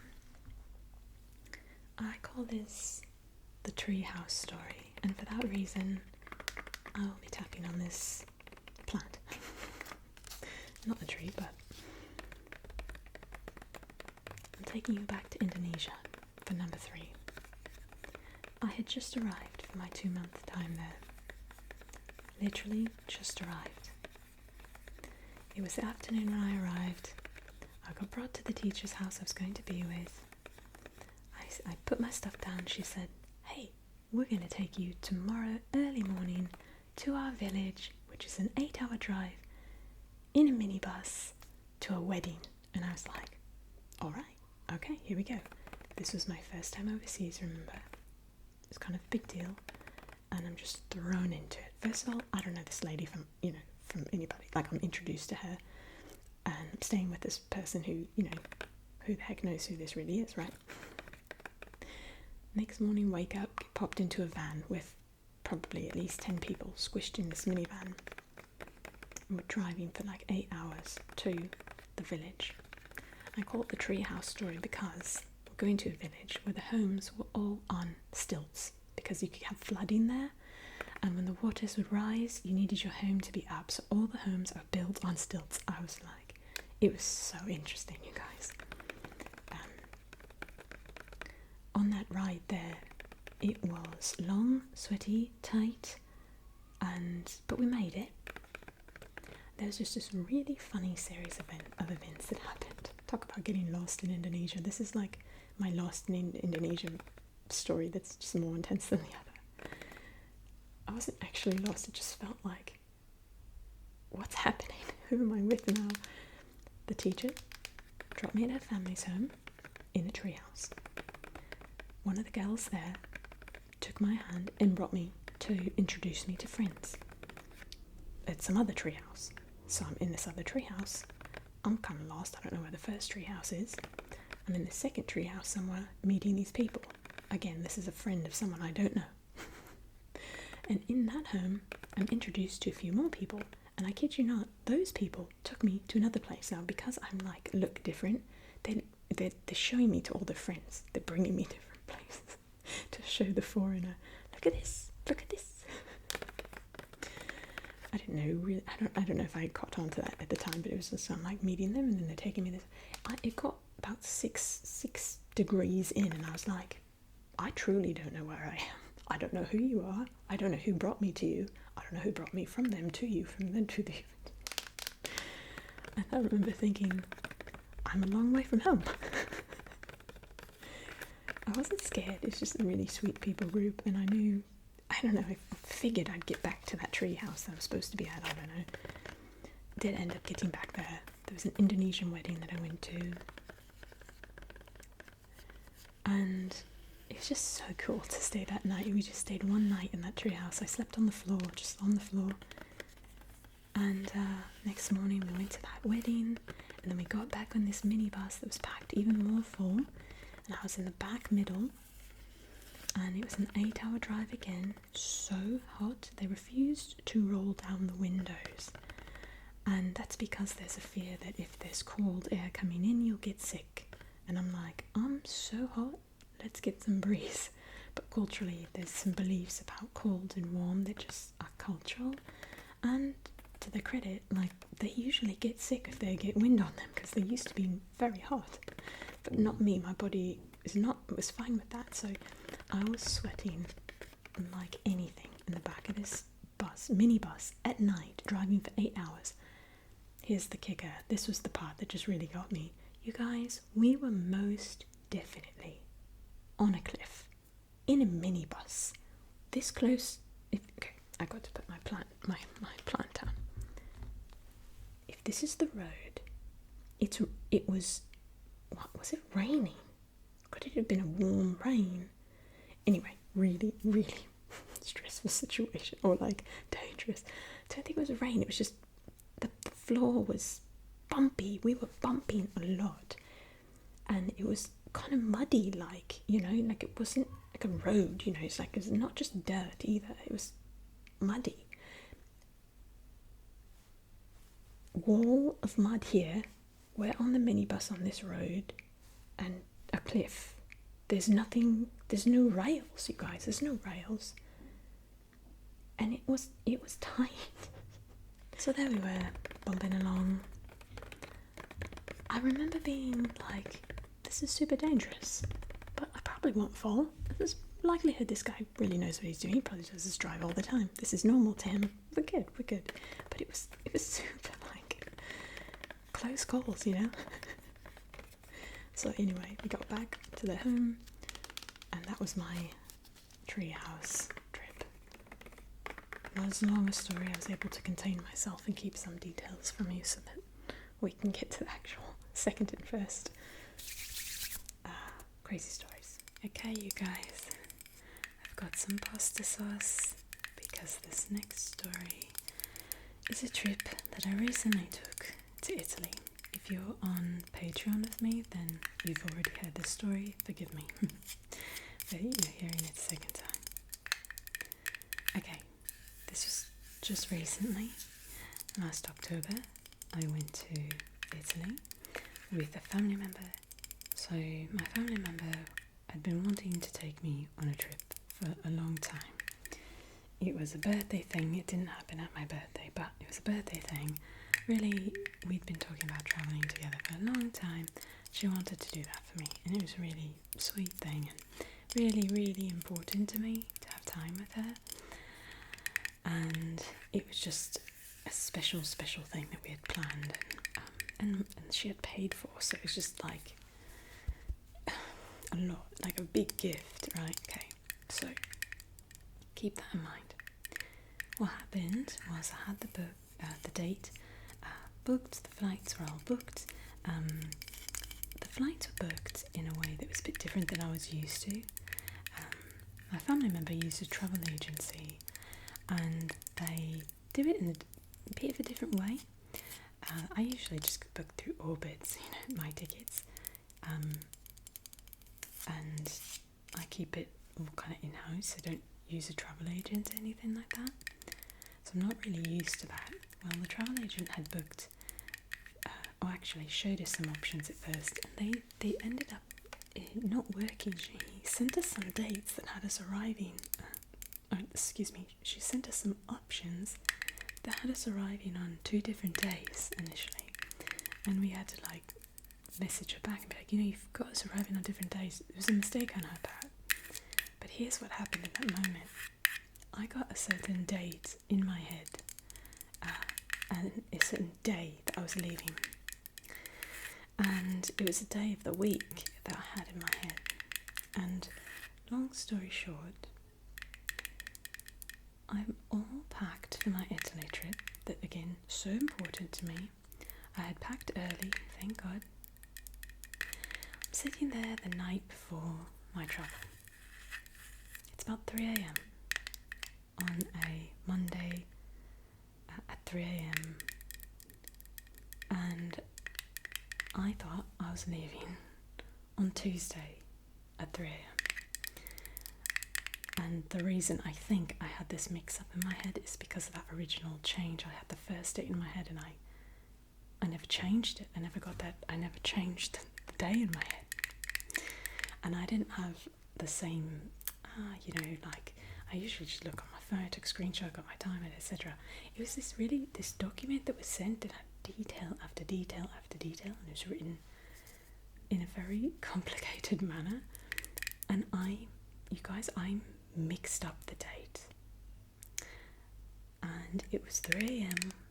on a Monday morning, and I'm sitting there because I sleep late because of filming videos, and I'm like, I'm all packed, I'm ready to go. I was planning to sleep for some time, then go to the airport.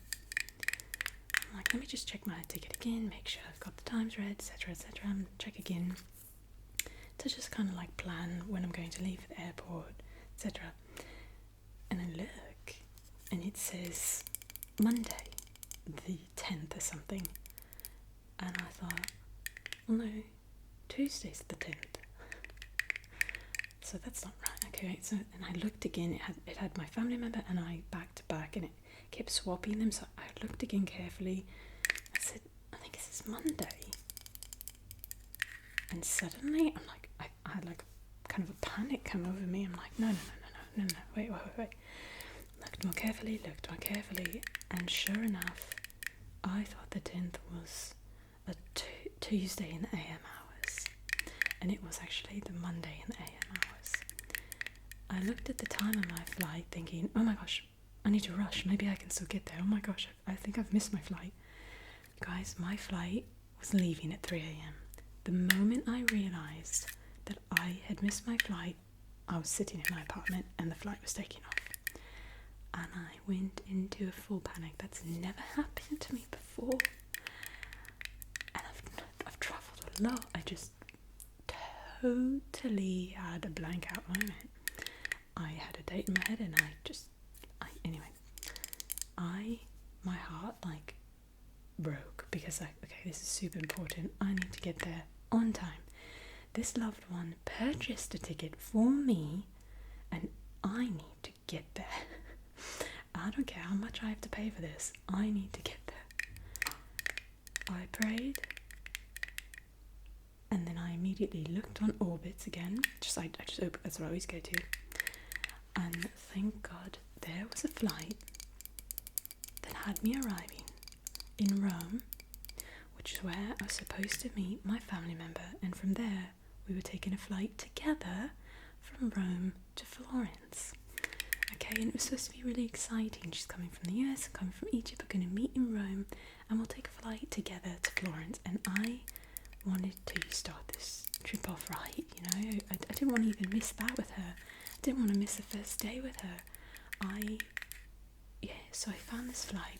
It got me to arrive in Rome 1 hour before that flight from Rome to Florence. And I thought, okay, I'm just going to go for it. It was like $300 or something. And it was a flight that I had to leave for within 12 hours or 8 hours or something. But I decided it was worth the risk.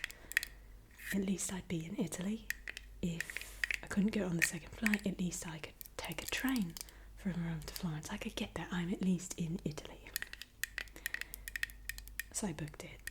Prior to that, I did call, actually after praying, I did call the travel agent in the US to see if she could help me out. But their offices were closed because of the time difference. Then I called the airline. 2 separate numbers I found for them. Italia Air is what it was. And I could not get a hold of anyone. And I was like, I've got to do this on my own. So I just got the ticket on Orbitz. Thankfully I was packed. I left for the airport within hours of that. You know, it was also really weird. So my flight that I originally had, it had a layover that was going to be quite long. I think it may have been 7 hours or something. And it was so bizarre because my family member called me when they were at the airport in the US. I'm significantly closer to Italy than Egypt. It turns out the time she was leaving the airport, I should have also been leaving for the airport. And that also didn't click in my mind. I kept hearing she's going this day to the airport. I'm thinking I'm going the next day. Because we live across the world from each other. But she had a flight that was, I don't know, it was very short, quickly got from, it was a non-stop from where she's from to Rome. And because there was no layover, it was non-stop, I should have been leaving at the same time as her. I think that also threw me off, like just knowing, okay, you're leaving this day, so I'm leaving this day. Anyway, my goodness. Got to the airport, got on the flight. I knew it was very possible I could miss the flight because I only had 1 hour to go from an international to a domestic flight, which means you need to go through customs and security all over again. Now, this had never happened, so I had no concept of what this was going to be like. I knew that second flight was paid for, but I didn't know if I was going to be able to get on it. Just how it works. If you miss the first leg of a flight, I just hadn't experienced it, so I didn't know what was going to happen.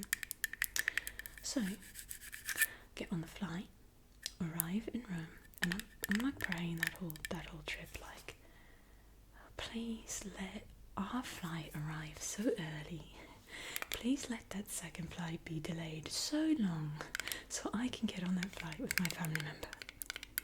You guys, we did arrive early. I had asked if I could sit at the very front of the plane when we were landing, because there were some extra spots, and bring my luggage up and put it like above in the front of the plane instead of where I was, so I could run off very quickly. They said that's fine. So I'm in the front of the plane, got my baggage right away when we landed and were able to get off. I got off and I ran for my life. I had to go through, first I arrived and I had to go through security first. I don't know which was first. There's so many things that happen. Hilarious. I think it was the security. And I went and they're like, where's your boarding pass? I'm like, don't have it. They're like, you're gonna need to have that. It's like, missed the first flight, got on.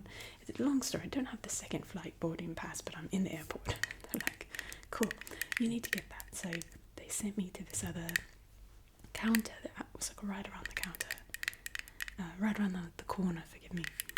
And this was kind of amazing though, you guys, because when I got off the plane, I was running and I got to security. There was only one person in the security line, and that was amazing. I was like, oh my gosh, thank God there's only one person here. But when she said I have to go get my ticket, I ran around the corner. Thankfully I saw this lady and I was like, could you print out a boarding pass for me? She's like, sure. Showed her my passport. She printed me out a temporary pass. To get through security, I would need another one to get on the plane that I would get at the actual terminal, she said. I went through security, then I ran for my life it seemed like the longest time. I was that person running through the airport, sweating, full speed, with a backpack and a full suitcase behind me, running through the airport. Wait, suitcase? Did I have a suitcase? No, sorry. Didn't have a suitcase. It was just my backpack. Oh, thank God, that would have been even worse. But I had my backpack and I was just running through the airport. Okay. I finally get to border control, so customs. You guys, there was no one, not a single human being in the line. That's unheard of for travel. Unheard of. And I ran up. He saw me running like anything to him. I'm the only one coming. I hand him my passport. He's looking at me like, oh my gosh, get this girl going. She really needs to go. Boom. Gives it to me. I keep running. I kid you not, you guys. It was something like A at this point for terminals. I needed to get to something. It was like E30 or something. I had to run for so long. And I really was at a point where I should be missing this flight. But I'm just going to run and see what happens. I could barely breathe. I started texting with a family member, like in the midst of like running situations, like I might be on time. And she said, they've delayed the flight once. And I was like, oh my gosh, oh no. She didn't tell me that yet. She had texted me it, but I didn't see it because I was running. That's what it was. And finally, I realised there's just too far to go. Like I physically can't run anymore. I really couldn't. And I saw this little tram, this little airport trams. I saw one lady sitting in it that's driving and like, hey, here's the situation. I like pour out my heart very quickly. Can you please help me? She'll get in. She starts through the airport. Hilarious, because literally she's going the pace that I could have run, but I just couldn't run anymore. So we're actually going quite slow. But at least I wasn't running, That's when I saw, I don't even think then I saw the text. I still didn't see the text from my family member. I thought she told the lady driving me, she's like, you've got about a minute to get to the gate. She's like, they haven't left yet, you got back. And we arrive and I jump off and I run just a bit of way to my family member, and I get there and she's like, did you get my text? I'm like, no. What? I'm sweating. She said they delayed the flight. I was like, oh my gosh, I'm so glad. Oh my gosh, because like, but I'm here, and you know, anyway, so that's why she was still there. They might have taken off within a minute of my arrival had there not been a little delay. We made it, but then this happened. I sit down, I'm like so thankful, sitting next to my family member, and I realise, I need to go change this temporary boarding pass to a real one. So I go up to the counter and I'm like, I need to just change this to a real boarding pass, or will this work? They said, no, you've actually got to take that to our office, Tallyway's office, which is down the hall, right back where I had come from running, quite a ways. You have to take it there, and they'll give you the boarding pass. And I was like, oh my gosh, I still might not make this flight. I have to run all the way there to get this done and get back here. And so I don't, like, everyone's waiting to get on the plane. It's just delayed a little bit. So I take my backpack and I run like anything. And I tell my family member, you might be getting on the plane without me, but I'm going to do my best to get back here. So I run all the way there, walk into the area, show them whatever I need to show them. And they gave me a boarding pass. So I was like, great, thank you so much. That was it. I was like, wow, I'm really, I didn't know if I'd have to pay a fee or like what was going to happen, if they would just give that to me or what. I was really grateful they just gave me the boarding pass. Okay, so I run back, and it turns out they had delayed it a second time. I'm not joking. They had delayed it a second time. So my family member was still there. We sit down together. We FaceTime my boyfriend to tell the story, right? Finish, we're resting, we're like, oh my gosh, that was crazy, I can't believe it. Suddenly this lady walks up to us and she says, is this you? She'd been like walking around trying to find me. She's got, I don't know what she had in her hand, it was something, my name or whatever. She's walking around asking me for me. She says, is this you? I said, yeah, that's me actually. And she literally says, is that your ticket, your boarding pass? I'm like, yes. She takes it from me, and she tears it in half and talks to me like I am an absolute criminal. She's like, you can't get on this plane now. Okay, gotta change to the Italian accent because she's Italian. Background, I'm Italian, from a very Italian family, but did not grow up in Italy. I didn't really understand. I also didn't grow up around other Italians. Just around my family. Didn't realise the culture of my family was super Italian. Because there were no other Italians around to compare them to. I found this out through the show called Cake Boss, about an Italian baker and his family. I was like, oh my gosh, I'm so Italian. So this was kind of a funny experience because this is my first time interacting with an Italian. She comes up, tears my ticket dramatically in front of my older family member who's purchased this for me, and I've just gone through very stressful many hours. This won't work. What are you thinking? You can't get on a plane with this? I'm like, your office gave it to me. I don't know what to say. You can't. You didn't get on your first flight. I'm like, yeah, I know that. But when I went to get this, they gave it to me. What do I need to do to get on the plane? And she would not really answer the question. She just wanted to yell. You can't get on this plane. What are you thinking? How could you think you could get on this plane? You come with me. You come with me. I'm like, okay, lady, here we go. I'm gonna go with you. I'm gonna look at my family member like, I've no clue if I'm actually getting on. Goodbye. If not, if I have, I'll take a train. If I have to meet you, I'll do whatever I need to do to meet you. If I can't get on, I guess I have to go with her. She very forcefully has me walk alongside her back to the same office that I just come from. I kid you guys not. She shouted at me repeatedly and repeating herself for a good maybe 4 minutes as we're walking. I have to put this down. The hands have to go. See, it's very... You guys, we're walking, speed walking by each other. She's going do. You can't do that. I'm like, you told me that. You've already said that. I'm walking with you could you stop shouting at me? I've had a pretty rough day, and I don't know the protocol, and your office gave me this ticket. And she wouldn't stop. She wanted to repeat it again. Very Italian. I know. I do it to you guys all the time. She's going and going. And you guys, I was at my last straw. She, on her final attempt at like shaming me very loudly,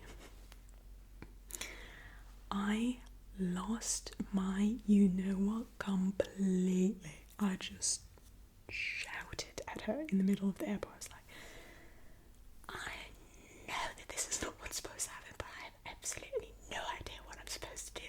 If you tell me one more time. And I was like, my family member, you tore the ticket in front of her company. And I lost it on her. I told her how I really felt about this. And suddenly she looked at me and she was like, it was this weird experience where I felt like she suddenly gained respect, actually, and was like on a mission for me. She was like, I'm quiet. Here we go. So she starts darting. I'm darting beside her. We're not talking because she saw what that did. We get to the office. She's trying to make phone calls, figure stuff out. She's like, you're going to have to pay for this ticket. I'm like, fine, I'll pay anything. Just if you could just help me get on that flight with the family member who you tore the ticket in front of. I had to pay $200, which is, you know, I just had never gone through that. It seemed silly considering the flight had been paid for and I got myself there. But I guess there's not really precedent for that. If you don't get on the flight, they make you do that. I don't know. To me, it felt like robbery, but whatever. Paid it. Okay. She's calmed down at this point. She hands me, I had to hand my credit card, pay for it, get up. She then proceeds to walk with me to the gate again. We kind of start our walk and then we're jogging, and then we're running because she knows, like, I'm super late. You guys, within that period of time, the flight had been delayed a third time. Not because of me, of course not, that's not how that works, they just take off. Something was going on with the plane, I don't know what it was delayed a third time. And she and I are running next to each other, okay? And it's the funniest scene because this is also very cultural, I think. But I'm finding this out for the first time. She's like respecting me because I went off on her, like, don't you dare say that again to me. This is how. And here we are, we're running next to each other. And she says, I am sorry that you know yeah, that you. And I was like, yeah, thank you so much for apologising. Because we're running next to each other. Thank you so much for apologising for that. That really hurt me. It's a really big deal for me. And like, I really appreciate you apologising. She's like, yes, I'm sorry. And then we start laughing together. And we started becoming friends within our jog together. And I look at her and I'm like, hey, we're friends now. She's like, yeah, we're friends and now we're We went from like sworn enemies to best friends within a short span. It was hilarious. I arrived. Literally, my family member's standing there. She is the last person that's not on the plane yet. And together, I hand my boarding pass and we get on the flight. We get onto the flight. And when we arrived, we got out and we got into this van that was taking us to a hotel we're staying at. And because my family member had this planned out with the travel agent, that van took us to the hotel. I never get those fancy things. I never experienced that. So he's like waiting for us because our flight was delayed so long, right? But he's there and he takes us and he's like 200% Italian. He's on the phone the whole ride talking to people in Italian. He's doing his businesses. He's, it's not like in the US, if you're like driving someone, you're just driving them professionally. Other countries, India, I'm losing track of countries, Italy included, he's just chatting it up, talking. He's complaining to us because our flight came in so late that he's late for picking up his son from school. And he took the time to mention, this flight is never late. I always pick up from this flight, it's never late. Today, it was so delayed. And I was like, thank you God so much for just delaying a little. I felt bad that he was going to be a little late for his son. So it's like, let's go pick up your son. Like, let's get that boy picked up. It's okay if we're late to our hotel. It doesn't matter. Let's pick up your son. He didn't go for that. He was like, no, it's okay. It'll be fine. But anyway, that's my Italy story. Whew. Unbelievable. Okay. You guys, we have made it to number 1, my absolute craziest travel story or overseas story. And this happens in India during my time living there for 2 school years. Putting on my bangles, because the item I have to represent this time is my bangles. Okay, so actually I should put them on this hand so I can use these fingers for that. Okay, you guys, worked at a school. There was a hospital on the campus as well, like I told you. There was a weekend something that came.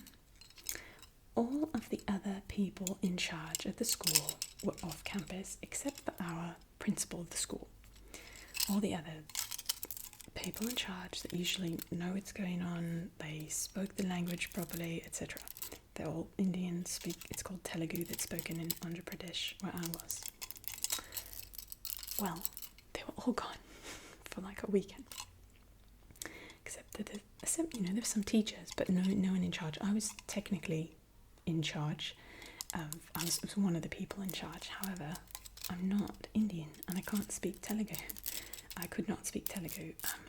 It was something with Arabic. I studied it before being here. It's a part of the world I always wanted to live in, so I studied it to come to one day live here. But I didn't know I'd end up in India, and I didn't have the language, so I learned over time there, but the basics, but I never spoke the way I can speak Arabic, and that's hilarious because I can barely speak Arabic, but you get the point. Okay, so suddenly we get news that someone's at our gate. The police are at our gate. It's a gated school and hospital. There are police that have shown up at our hospital's gate, and they are trying to climb the wall to get in. This is what I hear. I am one of the only authorities on campus, which is a joke. So I run out there and I see these men trying to climb over the wall. Thankfully, a couple male teachers, and our principal, he's very meek. The principal, he's so meek. Literally, they probably wouldn't listen to a word he said, but thankfully 2 of the teachers came out, 2 or 3, the male teachers that were like firm and aggressively saying, stop climbing the wall. They were there with me. With these police officers came a bunch of maybe 2 or 3 foreigners that had supplied some of these items that are necessary for hospitals to function. They donated them to this hospital. And something had gone wrong with their interaction with the leadership there, and they wanted their equipment back. And apparently, the people in charge here, who I know, didn't give it back. So I don't know, I still to this day don't know all the details, but I just know that these people had tried to get their equipment back and it didn't work. The people that worked on this campus, that I know personally, the people that lead this, they live, some of them in the US, some of them in India. There's like a bunch of people that kind of oversee this, and they had decided that no, they didn't deserve to get them back for some reason.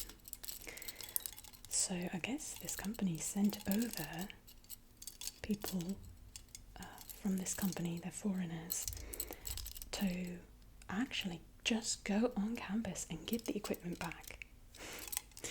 So they showed up and they had brought the Telugu police with them, saying they have our stuff, they won't give it back, and they're trying to climb the wall because, I don't know, whoever was first there said they could not come in.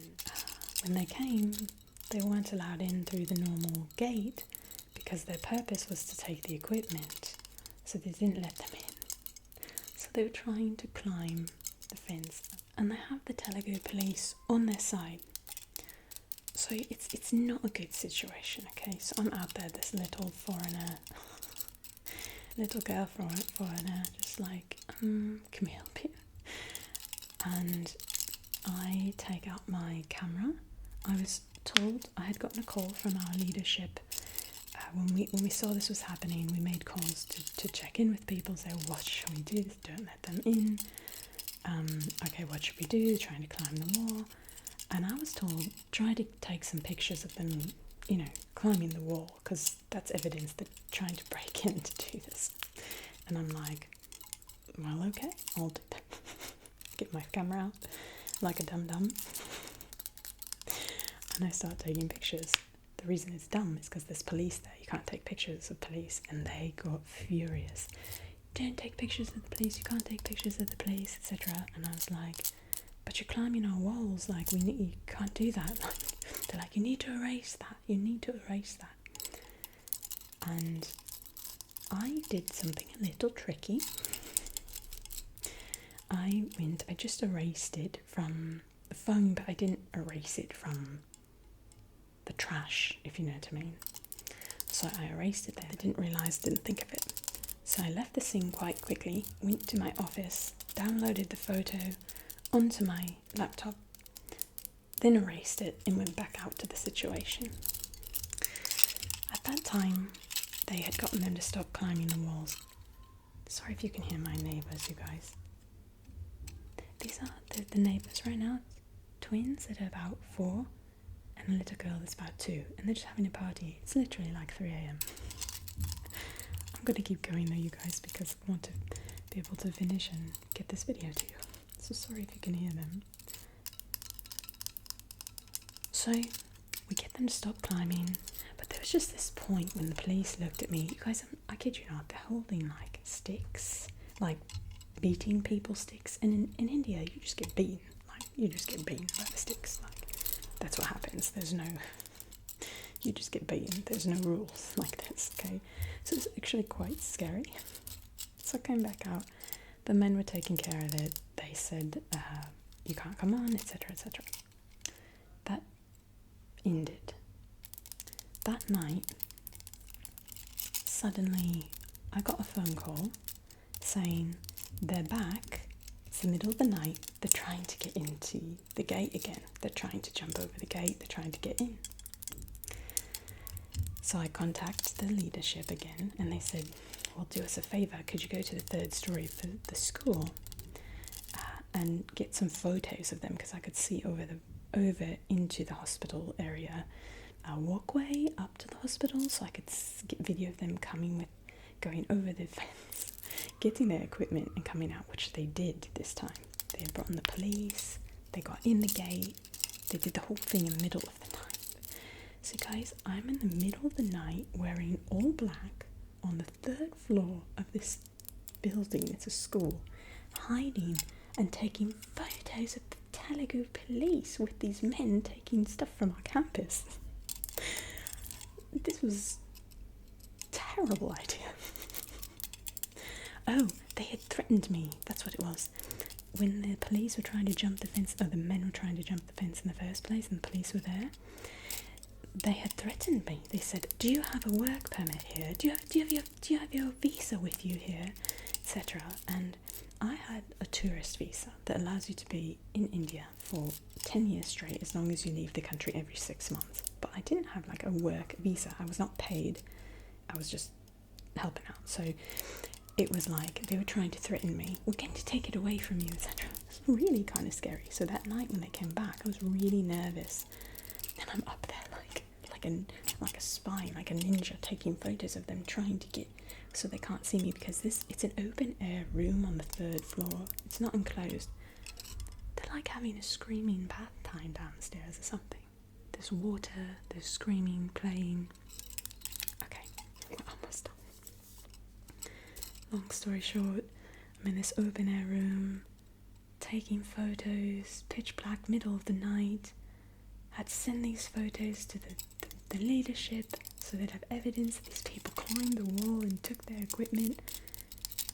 And the next week, probably the next month, I was so worried that I would have to leave India, because I loved those kids so much. I was super worried that they were gonna like kick me out or try and come and get my passport and take me. Anyway, it was my ninja spy moment, and yeah, it was probably a terrible idea. But I don't know, we didn't really end up protecting anything. I don't know if they got the equipment back or what, but it was quite intense. Okay, you guys, thank you for listening to all these stories. I hope it was somewhat relaxing, even though they're kind of funny / stressful, but just nice to hear in the background and hear the stories and enjoy. Thank you guys for everything. I hope you have a great rest of your day or night,